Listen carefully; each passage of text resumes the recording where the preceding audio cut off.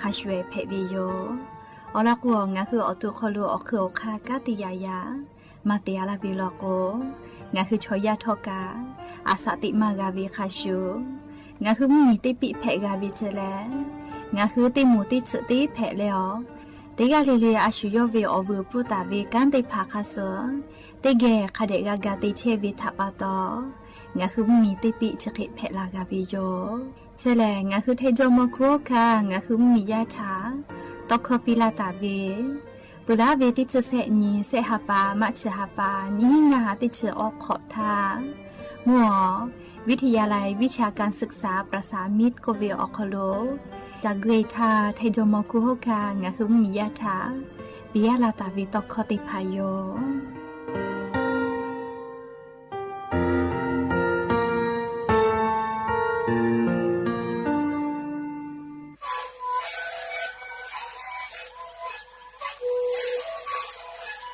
ชีวิตกูมันคือยาแก้เชื้อเวออกข้าวเฉลยแล้วหูเข้ากับตัวออกทีสวัสดิ์ไหนเอ็นนาบาเด็กที่โอหาสุดขอบตัวเฮเล่นเล่นหลอกเอาพ่อเอายาแก้เชื้อนาลีไปแล้วไปชิ้นนาลีเล่นถือไปเอายาที่นาลีใช้แต่แล้วพ่อมันชอบพยายเล่นเล่นแล้วหูคอก็เชื้อเวและงานแล้วหูคอก็เชื้อชนะมาพาโบเมดิโซ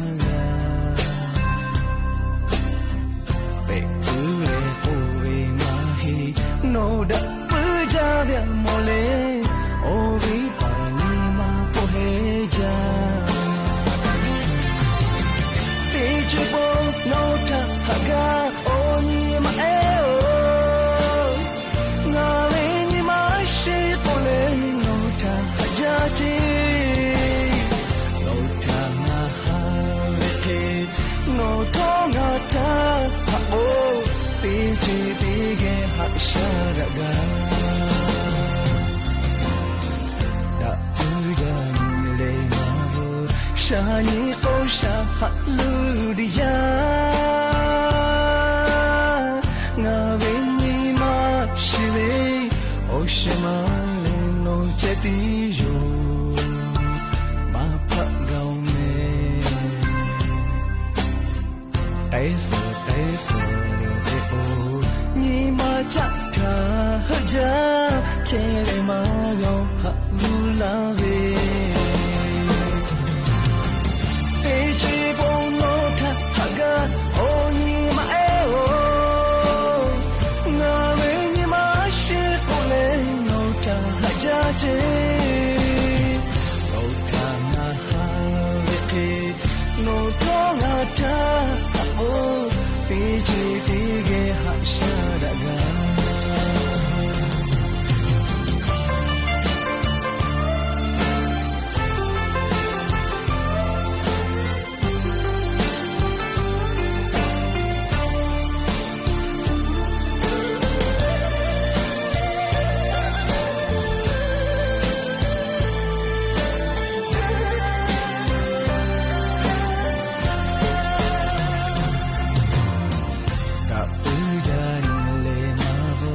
Shani kosha haludiya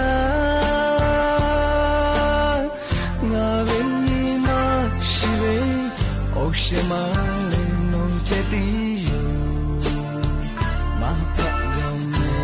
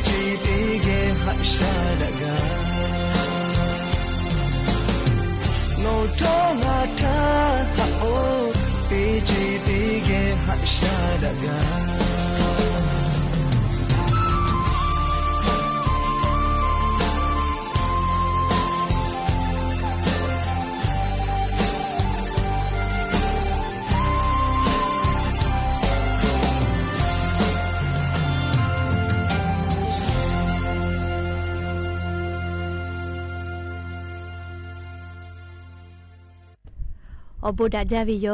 อย่าเพิ่งหาติปอทอกาดาจาวิโอยาชะติยาอคโลลิงาคือรายการอบูดาจาก็วิโอคโลติปอกกามีลาแล้วโชป้าอุปาโลเชตาวิโอวิโอเนียราหุยาติพัทะติแกอคอกะกอกะดะเกเชวิทัปปะตอ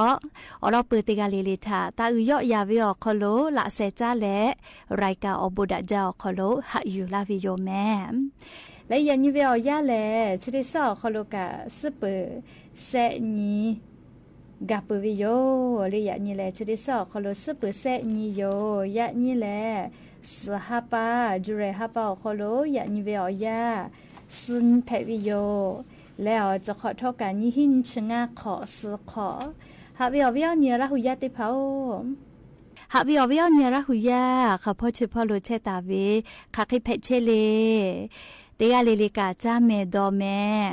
ซุเมกาเมเลอฮาเลดอซาเชอลีนาหาเวอวิอเนี่ยระหุยาติเผาเตฮาเลเลเวอยาฮินาริควตาและกอนาริทักกายเตฮาเลเลงาคือระหุคอรายการอบูดาจา AM ติฮิโอฮาสจิคกิโลเฮิรตซ์วิทยุเรดิโอพอละหุคอตอไกเชวิโยเปิดตาเลนิพอติพอ Facebook Fanpage สวทเชียงใหม่ AM 1476พอกะไลฟ์สดติตอไกเชวิโยข้าพอซาพอจโกอุพอพอนาและนี่คือระหุชอจิตาติแกโอกาปิดะไกเพวิโยแม่และอย่าเพิ่งหาวิอยาวคโลทอกะยูเวลาตาเวมีพ่อเวซาตาอบูจอวิออลอติผาติเลกะนิมาซาตุลิขอเอติภากะยูเวลาตาวิโยชนิดคือมูฮามุยิลูเลพายุวิภาก็เวชได้ดีเลยงะคือถ้ามีกอคโลกาลาวิโยเลยยันตาเลนี่ชออนค่ะไกเชตุโยเจใครแต่ละมุยิชแลนิชออนนิกาโกปุยตุลาโกโกเลนิชออนนิกากามุยิมาปุยเจ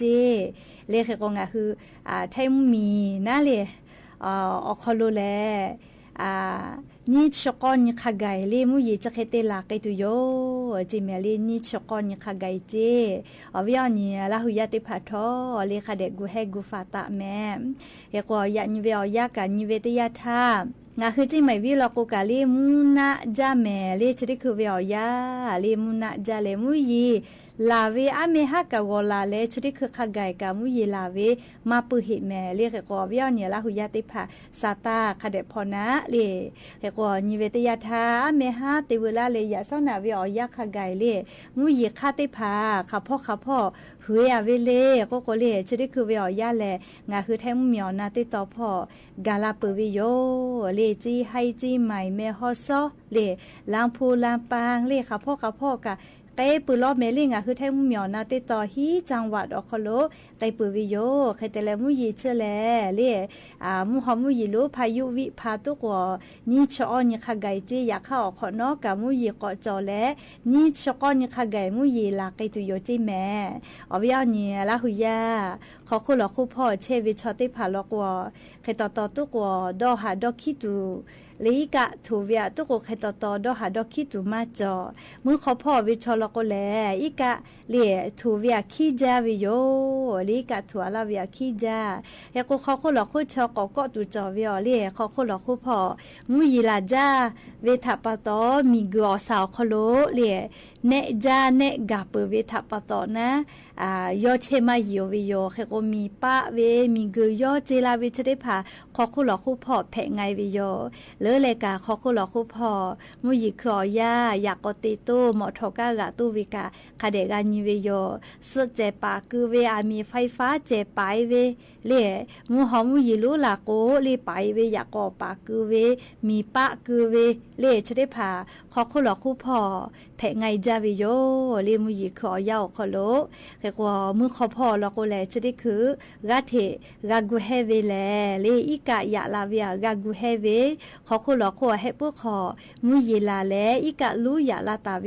คาเปเลเนกูอตีหลอกกาคาสอเล่ตีอยากลาติโยเล่แค่ว่าจะได้คือเวียย่างคือไทยมีกือออกโลไลจังหวัดพ่อกาอีกาลูลูลาเลอีกาถูแล้วลูวิสิเวียจะได้พากับผู้กับแพกเชียววิโยเฮกว่าจุยจอปากรมอุตุนิยมวิทยาพ่อโยหุโกเกาเวเรียมูหอมุยิลูพายุวิพาจะได้ดีแลเรียนัวเวียดนามมีเล่เล่ามีเตะแล้วไทยมีกอคโลลุลาปือเวทัปตอเลจะได้คือเวียยาข้าพ่อเฉพาะโลกามุนามโหเตเลมุยิกาเทลาไกเชวิโยเฮกว่าญาณิสาลีญาณิขันเปอร์เซมุยเบหุตาวิเลนะญาณิเวียยางาคือแท้เมียวนาติตอพ่อโลลีกูให้แหละฝากก็วิแม่มุยลามาจากตุโยเจตาคือตาวากาลาเลมาเปื่อยเพตุโยเจเลแค่ก็ข้าพ่อเลก็เลจี้ใหม่จี้ให้พะเยาน่านลำปางแพร่อุตรดิตถ์ตากหนองคายและจังหวัดบึงกาฬเลจะได้ต่อพ่อเจตาวาตาคือมุยลาแลเลมาเปื่อยเพตุโยเจใครแต่แลมุยลาเวจะได้ดีกาเลมุหอมุยโลวิพาเล่ย่อออกย่อเราก็กานะเล่มุยมาจาหิจิแม่เล่ปุระทานให้ปังมีลอกเล่พายุใต้ฝุ่นแผ่เล่มุฮอลูกามุยกาเล่อีกาถูเล่ลูวิสิเวกาฟูมาจาเล่ให้ปังมีกาเยก็เวียดนามมีกาเล่กาฟูมาจาฟิลิปปินส์มีกาเกลอเจเล่เล่ามีพ่อกาลุเล่าเจเล่งาคือไทยมีกอคโลกาอเมหะตาลุเล่าวิโยเล่มุฮอมุยลูพายุวิพาเล่ยาญอไทยมีอนาติต่อพ่อฮีชเปอร์เซจิแม่มูหอมุยเลมูหอตุกมาจอเลมุยลูแต่กาตาวิญญาณยังคือแท้เหมียวนาติต่อฮีชเปอร์เซเจแม่ฮอซอจีใหม่จีให้ลำพูลำปาพะเยาน่านแพร่อุตรดิตถ์สุโขทัยตากกำแพงเพชรพิจิตรพิษณุโลกและเลเพชรบูรณ์พ่อขะไก่กูแฮและฝาตะโลจีแม่เบื่อเลยภาคอีสานพ่อกับมุยลามาจาเจเตฮาเวียสเปอร์เซลอแม่ไทยมีก็จะติต่อกับสเปอร์เซมุนีต่อพ่อสเปอร์เซไทยมีก็ฮอติต่อเซสเปอร์เซและกุธิพ่อกับสเปอร์เซเจจะแลเรียกคือไทยมีก็คโลเรียมุยจอมาจาเวแม่เรียกว่ากากูเฮตาวิโยเรียมุยลาจาแลตาวาตาคือมาปืจะเขตเวแลอีกะถูวิกะลูลูลามีปะเวชได้พาทากูเฮแลกาฟาวิโยเรียกว่ายาสนาวิโยยาเรียอลอเลมัวจังหวัดแพร่พ่ออลอไกษาเรียจังหวัดน่านพ่ออลอไกษาเรียจังหวัดน่านพ่อมุยลูลูลาวิจิแม่เวียวเนี่ยลาหุยาติเผาอันทากะลูลาวิจิเลียเมอันทาลิตาวากะกะลาวิจิจังหวัดน่านพ่อใครแต่ละมุยลาจาเวทปตอรีจังหวัดน่านพ่อกะจะได้คืออีกะถูวิจิแม่เลมุหอมุยลูพายุวิพาทะปะตอเลจังหวัดน่านพ่อกะอีกะถูวิจิเลคเตเลลูวิสิวิกะกับฟุมาจาลอเลหักะจากอกะแม่จากุมาเลยาเอลิฮิจอยอคโลกาเลหะพอตอลามากาเลเฮปุขอวิอีกะลูลูลาเลเลยาเอติผาอะเขจะวัวเลกะกะกอตอปิเชเวซาตาติผาวิดีโอทอกกับวิกาโมเวเรียกก็ชุดต่อละก็ละก็แลฮัตต่อละแม่เรียกมาติเรียกก็ชดิคือเวียยาเรียจีจอปา มุชามุยีพ่อฉันนี่แต่นี่พ่อกัติปาชื่อจากมาเลยโยคือฉันแต่นี่กาเวเลยมุยีขมาจัวเวขพ่อลากไอตุวิชอเลยโยคือแต่กาเวแม่เลยคือก็สาตาติพาเลยจุยารัฐบาลสาตาปิลาเลยพ่อกุลาโกหับพ่อเลยออกก็โยคือคดีแต่นี่กาเลยลาตุเวออกข้าโมปืวิทับปะโตทุลาเชวิติจือแม่เลยคือก็เวียวเนี่ยละหุยาติพาสาตาคดีพ่อหายุเลยคือก็หักกัดตุจอจ้าเลยอาเมหัมเผือเวียวยาเจอาเผือปัวเลยจังหวัดน่านพ่อปูลาตาเวเรียออชขอเวียวยาวโคโลจะเคตตมุยีลาเลลีกัดถูเวจะเคตตมากับฟูจอจิแม่เรียอาเผือปัวจังหวัดน่านพ่อกะจะได้ปอเวียวยาแลจักกุกะมาปือเจเรียออชขอเวียวยาวโคโลมาฟูมาเพจอเวลีกะลูลาแลเยคอกะตึกหมอทกะกะอีกะตึกอีกาคติคือปืวิเจฮักจ้าเลียเมฮาวิอยากาลาวิเจกุมาเลียเคโกโมอาเพปัวจังหวัดน่านพ่อมูยีมาปืเจติชงาชโมเกาเจมาปืเวเลียมูหอมูยีลูพายุวิพาทปะโตเลียเคโกวิอนิมมียาจังหวัดน่านพ่อเวเตกาเลเลทากาโอกาปิลาวิโยลีกาหล่อลูจังหวัดน่านพ่ออาเมฮาแสก็คือท่าเลียอีกาลูหล่อลูคาสอเลให้ปื้อขอวิมูยีเกลูจิลาวิกาลอกาขอติผุกะละแลอีกาลอกาอืจาเลบีซีตอละแลมียาเชตาเวอเพปัวจังหวัดน่านอคโลอีกาถูวิเจเลียเมหะตะคือกะลาพอตอลาวิจิแม่เลียก็ยะซอนายะนิเวอยาเลียอีกาตือเวคาเบียแผแลเลียลูวิสิเวกากาพูมาเจ้าจิแม่เลียหักกะจาสาตาพอนิเวตยาทาเลียไลพอจะเคยเพเชอลอแม่เลียก็เวียวนี่ละหุยาติภาสาตาคเดพอนาเลเดียติกาเลกะกูแฮกูฟาแม่เรียกว่ายะกอติภากะไกมากะเจเลยยะซ้อนาเวียยะกะอำเภอเชียงกลางเลแม่น้ำกอนแล้วแม่น้ำน่านเลนจะเวติเกกอปอดาลาเลยกะหล่อลูกอบีซิตอลาเลเทศบาลเชียงกลางและลิซื้ออยู่โรงพยาบาลอคลุคาไก่กะอีกะลูลาเลอีกะถูวิเจอีกะถูวิขะไคมะเลก็เลออดสงัดเซนติเมตรเจกะหมอถอติพาลก็กะไกมาเกาจิแม่เรียกเตและบ้านร้องบ้างปลาหมูเสือพ่อกะลิติมิงัดสถูวิเจจะติต่อพ่อจาหล่อเลียอำเภอปัวพ่อนะเราก็อีกะหล่อนี่หล่อจุดะคืออติแพวิทัปะตอจะได้คือเรียมียาติผาค่าคอหลอกคอลูเชียเวตอลูโลกะมากาจีกะบาเฮจาจิโกมาเรียกก็จะได้คือหน่วยงานกู้ภัยติผาทอกาลุยและเรียอำเภอปัวจังหวัดน่านพ่อวิมียาติผาทะกากาปิไกเชวิโยเลชอกากาวิมาฮิเจมอทอกาอยู่ต่อเวตาโกเลชดิคือชออโลหะอยู่ต่อเชวิจิแมเลขก็ชกาจังหวัดน่านพ่ออเมหาตาคืออีกาวลุลาวิยันตินิกาเลมุยีลากามาปุหิวิทัปตออีกากาติตะเชวิเจเลชออำเภอปัวจังหวัดน่านพ่อแม่เลเฮก็เตเลจิให้พ่อกากอนิสาจิให้พ่อกาลิชูฮอมาจายอลแม่เลอเมหาวิอยามุยีลาเลยาซอนากาลาจาลาวิทัปตอเลจีให้พ่อกะมุยีอือจาเลชดิคือจีให้ออกคลุกะอีกะถูวิเจเลขก็มั่วอำเภอเทิงเลจังหวัดจีให้พ่อญาณสาลิมุพ่อกะอีกะลูลาวิเจเลตังโบเวียงอำเภอเธอจีให้ออกคลุกะอีกะลูลาเลยากอกาลิกะลูบาวิทัปตอยากอเกลาลากะมากะกึกะจอวิเจเรียมุพอกะเจ้าลอแม่เรียกเฮกอเตียเลกะเรียจังหวัดจีให้ออกคโลมูหอมุยิโลพายุวิภาคก็เวชได้ดีทัปตองาอาเพอนี่ชื่อฮิตามโบนี่ชื่อนิคะเลียลาคิติฮายเกาออกคโลเลียอีกะลูลาเลอีกะถูวิทะกับฟุเชวิเจยาสนาลีติชนาลีเวอยาออกคโลสำนักงานป้องกันและบรรเทาสาธารณภัยจังหวัดจีให้พ่อกะจีให้ออกตีคโลลุเอและมียาติภาทะกากาปิไกเชวิโยจะได้คือเลียกะฉันเวออกคโลงาอาเพอฮิตาโบนี่ชื่อนิคะเกาโลเจ อาลักฮิติไฮเยเจเล่มุยลาจาเลให้ผู้ขอวิกะลูลูลาเลอิกะถูเลเยคอลูวิสิวิกาผู้เลมือคือว่าคืออตีเตพาทกาอิกะลูบากไกเปวิเจ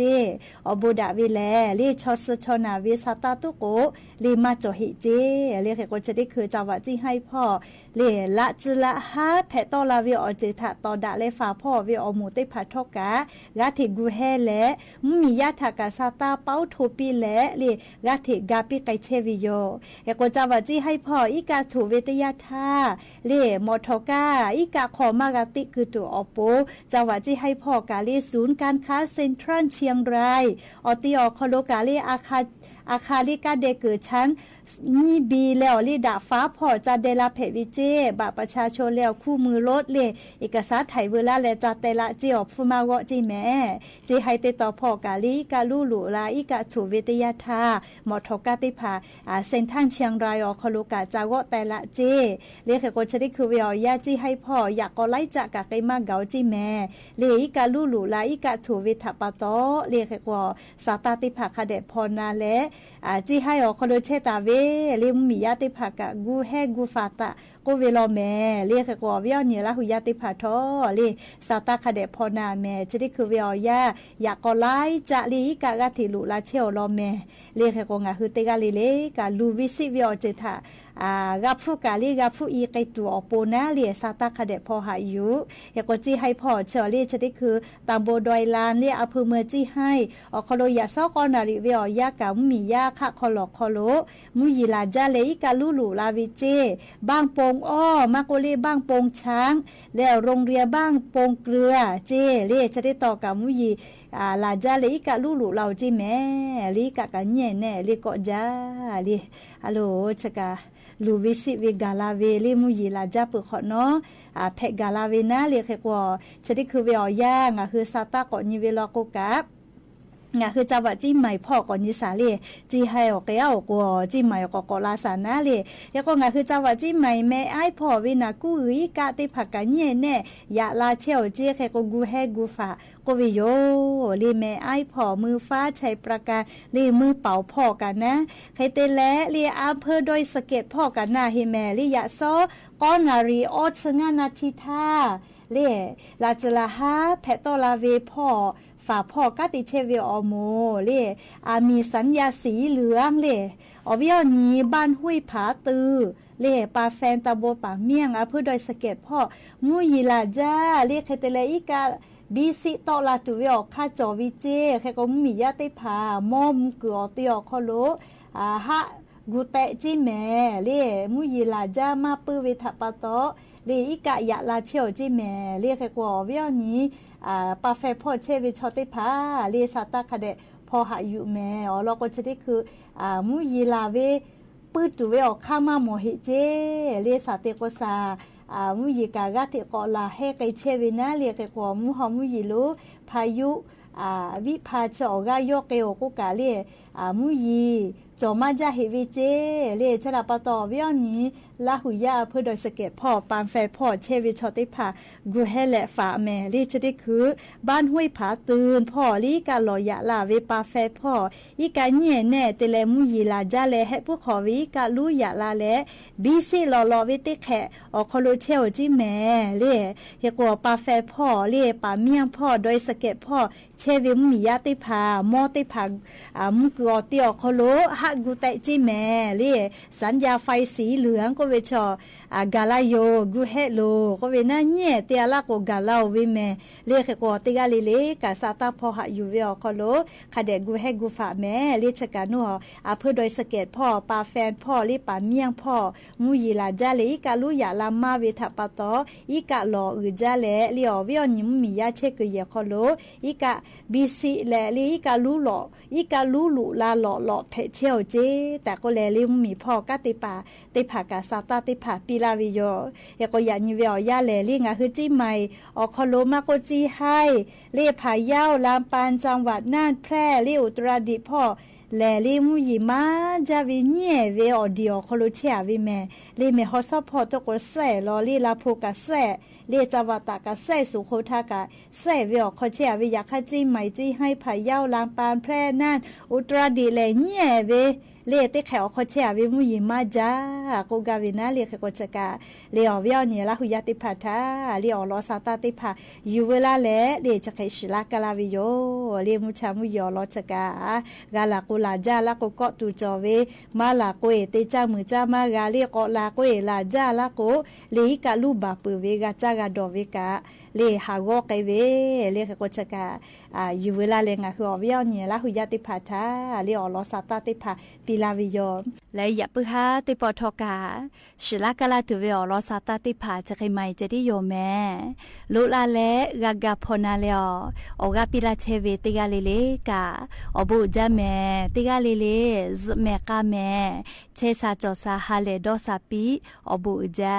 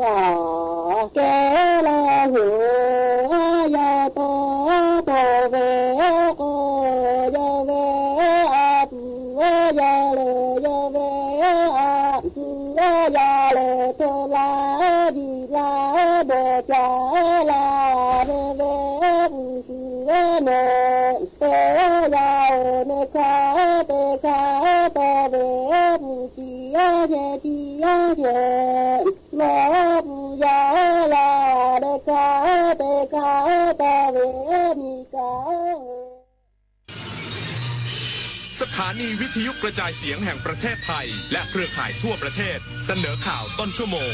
รู้เร็วรู้จริงเกาะติดทุกสถานการณ์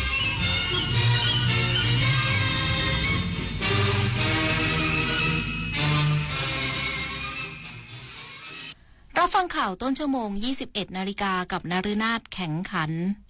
รักษาราชการแทนนายกรัฐมนตรีเรียกเอกอัครราชทูตไทยประจำกัมพูชากลับพร้อมลดระดับความสัมพันธ์ตอบโต้ทันทีหลังทหารเหยียบกับระเบิดขาขาดอีกราย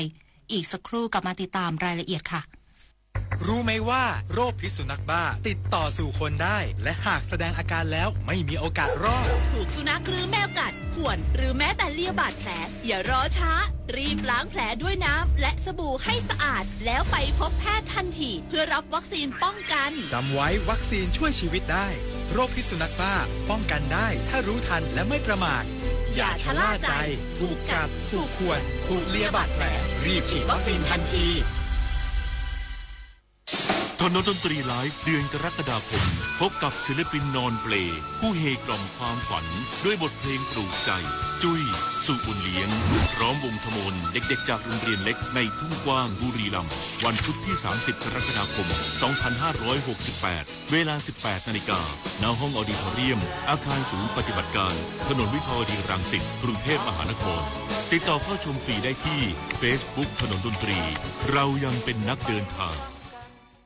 เมื่อเราก้าวทันเราต้องรักษาพัฒนาและส่งเสริมผลประโยชน์เพื่อความก้าวหน้าสู่ยุทธศาสตร์ที่สำคัญเราพร้อมผลักดันกิจกรรมเชิงรุกที่สร้างสรรค์ในทุกมิติรวมทั้งสร้างสรรค์ความเข้มแข็งในภูมิภาคที่มีอาเซียนเป็นศูนย์กลางเราสนับสนุนการส่งเสริมและเชื่อมโยงในเวทีเจรจาการค้าการลงทุนเรารักษาสันติภาพเสถียรภาพความมั่นคงและความมั่งคั่งประชาคมอาเซียนประชาชนเป็นศูนย์กลางเราไม่ทิ้งใครไว้ข้างหลัง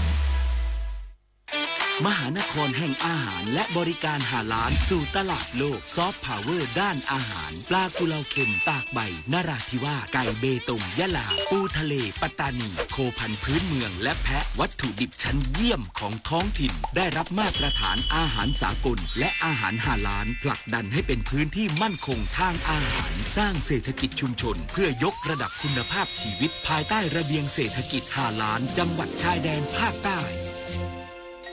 รักษาราชการแทนนายกรัฐมนตรีเรียกเอกอัครราชทูตไทยประจำกัมพูชากลับประเทศไทยพร้อมลดระดับความสัมพันธ์ตอบโต้ทันทีด้วยการส่งทูตกัมพูชากลับประเทศหลังทหารเหยียบกับระเบิดขาขาดในพื้นที่ชายแดนช่องอานม้าอำเภอน้ำยืนจังหวัดอุบลราชธานีนายภูมิธรรมเวชยชัยรองนายกรัฐมนตรีและรัฐมนตรีว่าการกระทรวงมหาดไทยรักษาราชการแทนนายกรัฐมนตรีกล่าวภายหลังเกิดเหตุทหารชุดลาดตระเวนเหยียบกับระเบิดขาขาดอีกนายว่า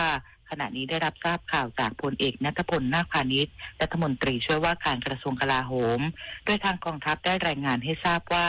มีหน่วยลาดตระเวนชุดลาดตระเวนกองพันทหารราบที่14ได้เหยียบกับระเบิดในพื้นที่ห้วยบอนช่องอานม้าอำเภอน้ำยืนทำให้กำลังพลได้รับบาดเจ็บขาขวาขาดจำนวน1 นายคือจ่าสิบเอกพิชิตชัยบุญโคราชจากนั้นได้เคลื่อนย้ายกำลังพลที่บาดเจ็บออกมาขณะนี้กองทัพภาคที่2และกองทัพบกได้ทำเรื่องขอเสนอให้ปิดด่านชายแดนของกองทัพภาคที่2ทั้งหมดโดยนักท่องเที่ยวห้ามเข้าเด็ดขาดรัฐบาลสั่งการให้ปิดด่านชายแดนตามที่กองทัพเสนอและได้พิจารณาแล้วว่าจะลดระดับทางการทูตโดยเรียกเอกอัครราชทูตไทยประจำกัมพูชากลับประเทศไทยและส่งเอกอัครราชทูตกัมพูชาประจำประเทศไทยคืนกลับไปเช่นกันจะพิจารณาระดับความสัมพันธ์เพิ่มเติมพร้อมสั่งการให้กระทรวงการต่างประเทศยื่นหนังสือประท้วงไปแล้วว่าสิ่งที่เกิดขึ้นเป็นระเบิดใหม่พิสูจน์ทราบได้ว่าเมื่อก่อนเดินลาดตระเวนไม่เคยมีแต่ตอนนี้เป็นระเบิดที่เกิดใหม่ทั้งหมดในเวลาใกล้เคียงกันดังนั้นไทยยกระดับการตอบโต้ที่เหมาะสมที่สุดแล้วผลิตนาถขวัญแสนสุขรายงานผู้ว่าราชการจังหวัดเชียงรายติดตามสถานการณ์ที่อำเภอเทิงและเยี่ยมประชาชนที่ศูนย์พักพิงองค์การบริหารส่วนตำบลเวียงเพื่อให้กำลังใจผู้ได้รับผลกระทบจากน้ำท่วมนายชรินทร์ทองสุขผู้ว่าราชการจังหวัดเชียงรายพร้อมด้วยนางศรีนินาถทองสุขนายกเหล่ากาชาติและประธานแม่บ้านมหาไทยจังหวัดเชียงรายลงพื้นที่หมู่ที่9บ้านร่องขามป้อมและหมู่ที่10บ้านใหม่ตำบลเวียงอำเภอเทิงจังหวัดเชียงรายเพื่อเยี่ยมเยียนและให้กำลังใจชาวบ้านที่ได้รับผลกระทบจากน้ำท่วมประมาณ200หลังคาเรือนโดยพื้นที่ดังกล่าวน้ำได้หลากเข้าท่วมตั้งแต่เวลา 10 นาฬิกา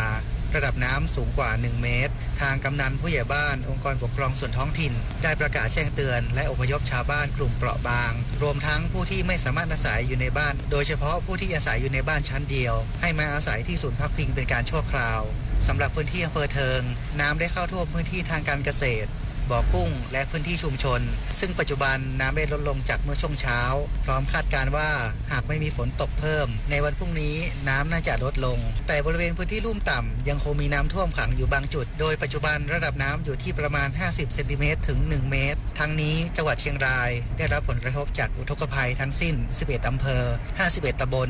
255หมู่บ้านเบื้องต้นยังไม่มีผู้ได้รับบาดเจ็บหรือเสียชีวิต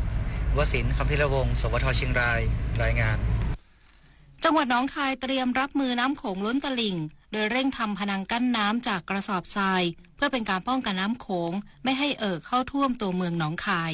หลังจากสำนักงานทรัพยากรน้ำแห่งชาติหรือสทนช.ได้แจ้งข้อมูลให้กับจังหวัดหนองคายว่าเมื่อ 2-3 วันที่ผ่านมามีฝนตกหนักในสปป.ลาวทำให้มวลน้ำไหลลงแม่น้ำโขงส่งผลให้ระดับน้ำโขงในพื้นที่หลวงพระบางมีระดับสูงขึ้นเกือบ4 เมตรคาดว่า 3-4 วันจะไหลถึงจังหวัดหนองคายจะทำให้ระดับน้ำโขงเพิ่มขึ้นจากระดับน้ำโขงวันนี้ประมาณ3 เมตร 50 เซนติเมตรดังนั้นประชาชนที่มีบ้านเรือนอยู่ริมฝั่งแม่น้ำโขงขอให้ขนย้ายสิ่งของขึ้นไว้ที่สูงในส่วนของเทศบาลเมืองหนองคายได้เร่งเตรียมความพร้อมในการป้องกันชุมชนเมืองที่ถือว่าเป็นพื้นที่เศรษฐกิจโดยจะมีการทำผนังกั้นน้ำจากกระสอบทรายจำนวน9จุดระยะทางรวมกว่า4 กิโลเมตรเพื่อเป็นการป้องกันแม่น้ำโขงไม่ให้เข้าท่วมตัวเมืองหนองคายเร่งทำจุดแรกที่ถนนริมแม่น้ำโขงชุมชนจอมณีโดยหลังจากกรอกระสอบทรายเสร็จก็จะเรียงเป็นผนังกั้นน้ำให้แล้วเสร็จภายใน3 วันเพื่อให้ทันกับมวลน้ำที่จะไหลมาถึงจังหวัดหนองคายอีกทั้งยังมีการแจ้งเตือนให้กับพี่น้องประชาชนในพื้นที่อย่างต่อเนื่องชยากรสายวิสัยสวทหนองคายรายงานจบข่าวนฤนาถแข็งขันอ่านรับฟังข่าวครั้งต่อไปเวลา 22 นาฬิกาค่ะติดตามข่าวที่นำเสนอไปแล้วได้ที่ www.thainews.prd.go.th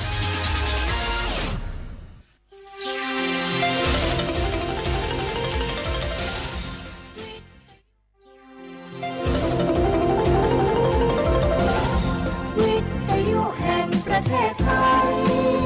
ให้ความรู้คู่ความสุข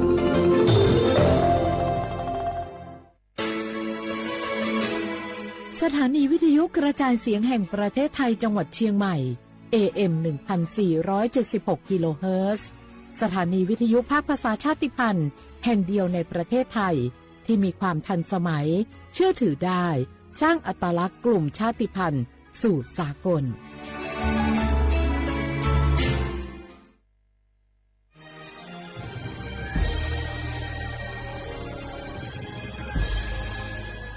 เกิดเป็นคนไทยเติบโตบนผืนแผ่นดินไทยจงภูมิใจในความเป็นไทยชาติไทยเรานั้นนับเป็นชาติที่มีความเป็นมาเก่าแก่ยาวนานเรามีภาษาวัฒนธรรมและมีสิ่งต่างๆที่เป็นเอกลักษณ์ให้เราได้ภาคภูมิใจในความเป็นคนไทยเราควรเห็นคุณค่าและมีความรักชาติหวงแหนแผ่นดินอันเป็นมรดกของบรรพชนร่วมภาคภูมิใจในความเป็นไทย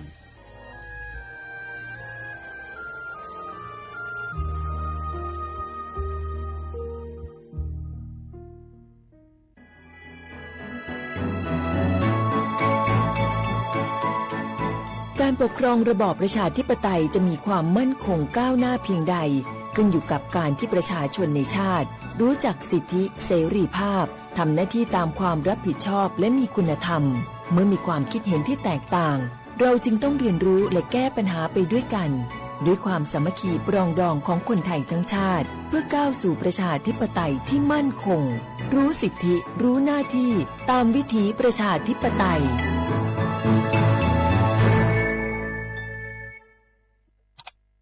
อ้าวแชร์เข้าไปมาอ่านเลยแก้วกับผมก็ดูอยู่นี่นะเจนี่มันก็เป็นโลโก้ของหน่วยงานราชการนะนี่เข้าไปตรวจสอบเป็นยังว่ามาจากหน่วยงานราชแต่ก็ระวังก็เป็นเหยื่อเข้าปลอมเนอะเอาฉะนั้นเลยก็นี่ใจถ้าบัตรตรวจสอบไม่ชัดเจนนะแต่ที่จะได้ประโยชน์กลับส่งผลกระทบสมัยนี่มันหลอกกันง่ายนะหลอกเรื่องการทับซิปนั่นนี่โน่นเพื่อเข้าไปกรอกข้อมูลส่วนบุคคลแล้วก็เอาข้อมูลเหล่านั้นเนี่ยไปทำธุรกรรมต่างๆหรือแม้แต่หลอกให้คลิกลิงก์สารพัดที่มันจะทำนี่นะถ้าอันโหจะเนี่ยจะได้ดีนี่เจนี่อย่างแรกเนี่ยต้องตรวจสอบข้อมูลให้ชัดเจนจากหน่วยงานรัฐเนี่ยก่อนข้อ2ต้องมันติดตามข่าวสารหูเต่าตันและข้อ3ต้องมีสติไม่ได้เจืออย่างง่ายๆนะเพราะว่าพวกมิจฉาชีพมันจะใจความเจือความศรัทธาความโลภและก็ความกลัวมาหลอกคนทำให้หลายคนตกเป็นเหยื่อเฮาก็ต้องบ่เป็นส่วนหนึ่งในการตกเป็นเหยื่อหรือแชร์ข้อความอันเป็นเท็จบางอันเนี่ยเฮาก็จะมีความผิดใดอยู่ดิ้มว่าดีหาเรื่องติดคุกแล้วแก้วนี่นะ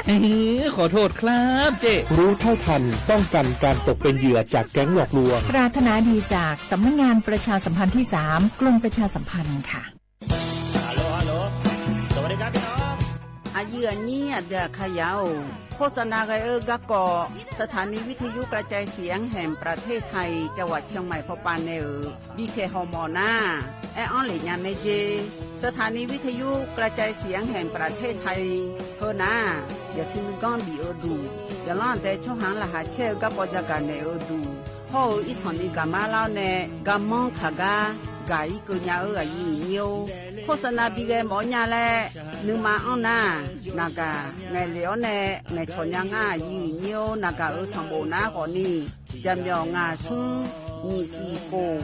จำยอโปเย่และงาเดใจที่โบนาก่อนนี่จำยอเวญีมีโกเย่งาสีเวและงายีเนียวมาเจอเกญา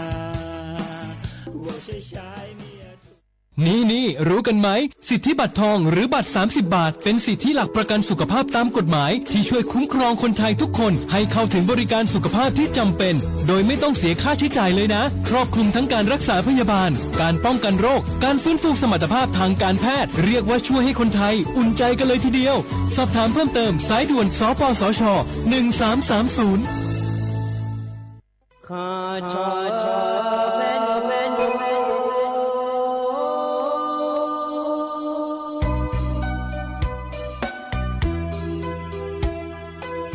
你照顾灵啊，到我土呀卡不，让你怎么灵啊，到我草呀卡不，草怕嘛是草茶路啊那一个，什么个那嘛是过来边一个，可努嘛是。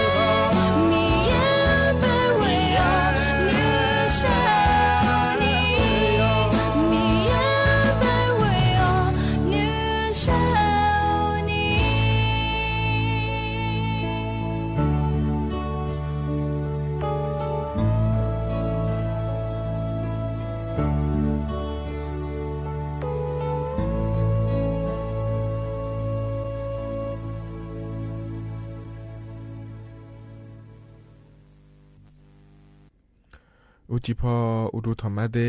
อเยนี่โยหานาลุเนรอเยเนียวนิมจิกะรอจะมีนาลุทอนจุโลอเยนี่มีขันยาโยหานาลุเน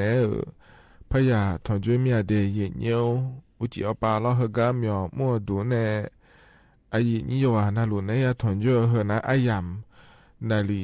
วหลานเนนาลีเชหลังกะนิแมเยเนียลอนิมจินะจนเจอสมนังเงมีกะละแม่เดยเยวันพฤหัสสบดีแล้วงานในเยนี้ทมินลอนิมจินางานแหนอายุเชื่อเหมือนแหนที่ขอรู้จดามาเดยเยเดเฮกามยอกมูดูลอสถานีวิทยุกระจายเสียงแห่งประเทศไทยจังหวัดเชียงใหม่สำนักงานประชาสัมพันธ์ที่3เฮกาพอในเยนี้แล้วทนจุมาเดยเยนิมเจียกังเอามาดูอายาจังฐานในปิจายเดยเนียเดนงหอปานในจังฐานในปิจามาเยเนียล้ออาจิมินงานเลยและนะเฮอินอฮอในอาคารนึ2กนิเดยเนียตะเก้าเยชาชอเชพอปานเนจะกะเอกาลัวลอเยเนียยอมยากาอุเยเยเลเนลออุเยมยานิเยเลญาจังอาเดลอบาคือเลกายาจังอาเดและจะกะเอกาโดเลมิเน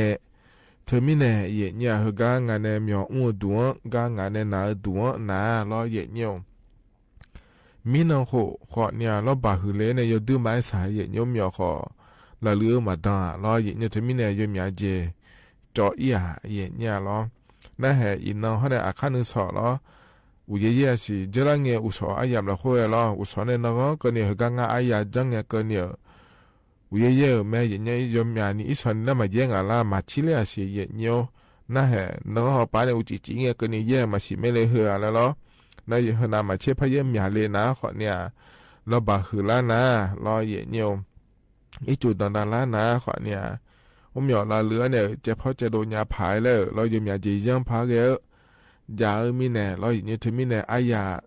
จังฐานเนี่ยบิจามาเดยเนี่ยเดขอเนี่ยให้ยุ่มเกินเนี่ยถึงกาปพปานเนี่ยหมายลอยเนี่ยกรมป้องกันและบรรเทาสาธารณภัยพอปานเนี่ยรอวิวชาโชเชอปาแม่ก็ก่อเยจะกะเอกายังอาคาอินนั้นเนี่ยอาคา1-2เกินนี่เลยและขอเนี่ยเนี่ยจะกะเอกาดานเนี่ยบิสิบิกามาเดยอนาลูยากาเกพายแล้วเราอย่างน่าอยู่เจมาเจงเหรออยู่เจมาเจงเราเฮเนี่ยเราบาหืองาเจแล้วนะขอเนี่ยเราอย่างเนี่ยยอมาถึงก็กูถึงเมื่อปามเฮก็จะมาเมื่อปามเฮก็พออดีตนั้นตอนพอปามมาบิโดนี่เราอย่างเนี่ยยอมาแล้วมีคนเดินบิกาเกก็ดูเดลแล้วจอดาแม่อย่างเนี่ยถึงมีเนี่ยเราอดีตขาดด้วยเจมาเจงเราบาหือเนี่ยอดีตขาดต่อมายาโดนะขอเนี่ยถ่ายพอปาตอนในเงี้ยในจากการกากาเยเนี่ยฉันเทนนะฮะยังไม่เดยเนี่ยเดเฮือรบบาคือเลยเงี้ยจอแล้วก็แต่ขอรบบาคือเลยนะงานเนี่ยก็อยากย้อนถ่ายเฮือนี่เนี่ยทันจุนเนี่ยก็ขอเฮือจากการกาด้านนั้นเนี่ยบิสิบิกาแม่เยเนี่ย ถึงมีเนี่ยรอเย็นยุ่มเจียก็รอย้อนพักแกเขาจะต่อหลวงละคุยมาเขาเนี่ยเจริญเงี้ยมีน่ะรอเย็นยุ่คณะรัฐมนตรีพอปะบอกเจ้าเนี่ยรอยุ่มยุ่มก็คุยเย็นยุ่จะกันกันเนี่ยพักแกให้เจ้าหลวงเย็นยุ่จะกันกันดาเนี่ยบิสิบิกามาเดียเย็นยุ่เดี๋ยวถึงมีเนี่ยรอเย็นยุ่อยู่ย้อนน่ารู้ฉันแท้เนี่ยน่าหาลาหรือว่าเย็นเนี่ยล้อน่ะมาข้อปานในขอนี้น่าหาเนี่ยรอเฟซบุ๊กปานในขอนี้น่าหาเนี่ยไม่เดียเย็นเนี่ยเดียอีนุ่มรอเย็นเนี่ยเธอก็ยามเราคุยนะรอเลยเย็นนี้ยมอยากให้จุดตอนนั้นละแม่เดียเย็นเนี่ยจะหาเมื่อปาขอยมอยากอำเภอเราคุยวิบาจังหวัดน่าปาแม่จะยมอยากรอปอพอและขั้วปานเนี่ยรอถาหลวยังอยากเดินเล่นงายังอยากจุดตอนนั้นละงาเย็นเนี่ยล้อถึงมีเนี่ยข้าโนรออีจู่หัวหือแล้วเราบะหือแล้วนะอยู่หามาโดดย่อยๆเถอะยังอยากผังง่ายแล้วจะการอากาศด้านนั้นเนี่ยขอเนี่ยบิสิบิกามาเดเย็นเนี่ยเดที่ขอรู้ว่า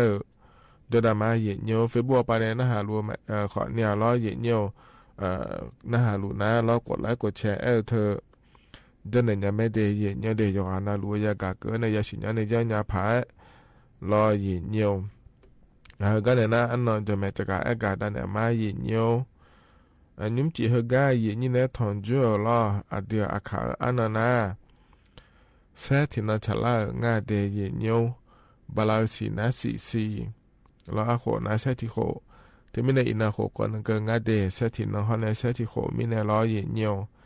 ไทยอันนั้นอินาวันพุธและแม่เย็นเนี่ยอันนั้นอันนั้นนี่เชซุมบาลาสีนะล้อกรกฎาคมและคู่สิเดอาโคนั้นนี่พังอายาโกชิเยงาเดเย็นเนี่ยเงินอาโคตัวละตัวล้อเย็นนี่นะทอนเจอนุ่มจีอายามันละคุยเดเย็นเนี่ยเดงานเนี่ยก็กอแหลมถ่ายมันจะการดันเนี่ยมีน้าล้อเย็นเนี่ยต่อชาติบิมแล้ว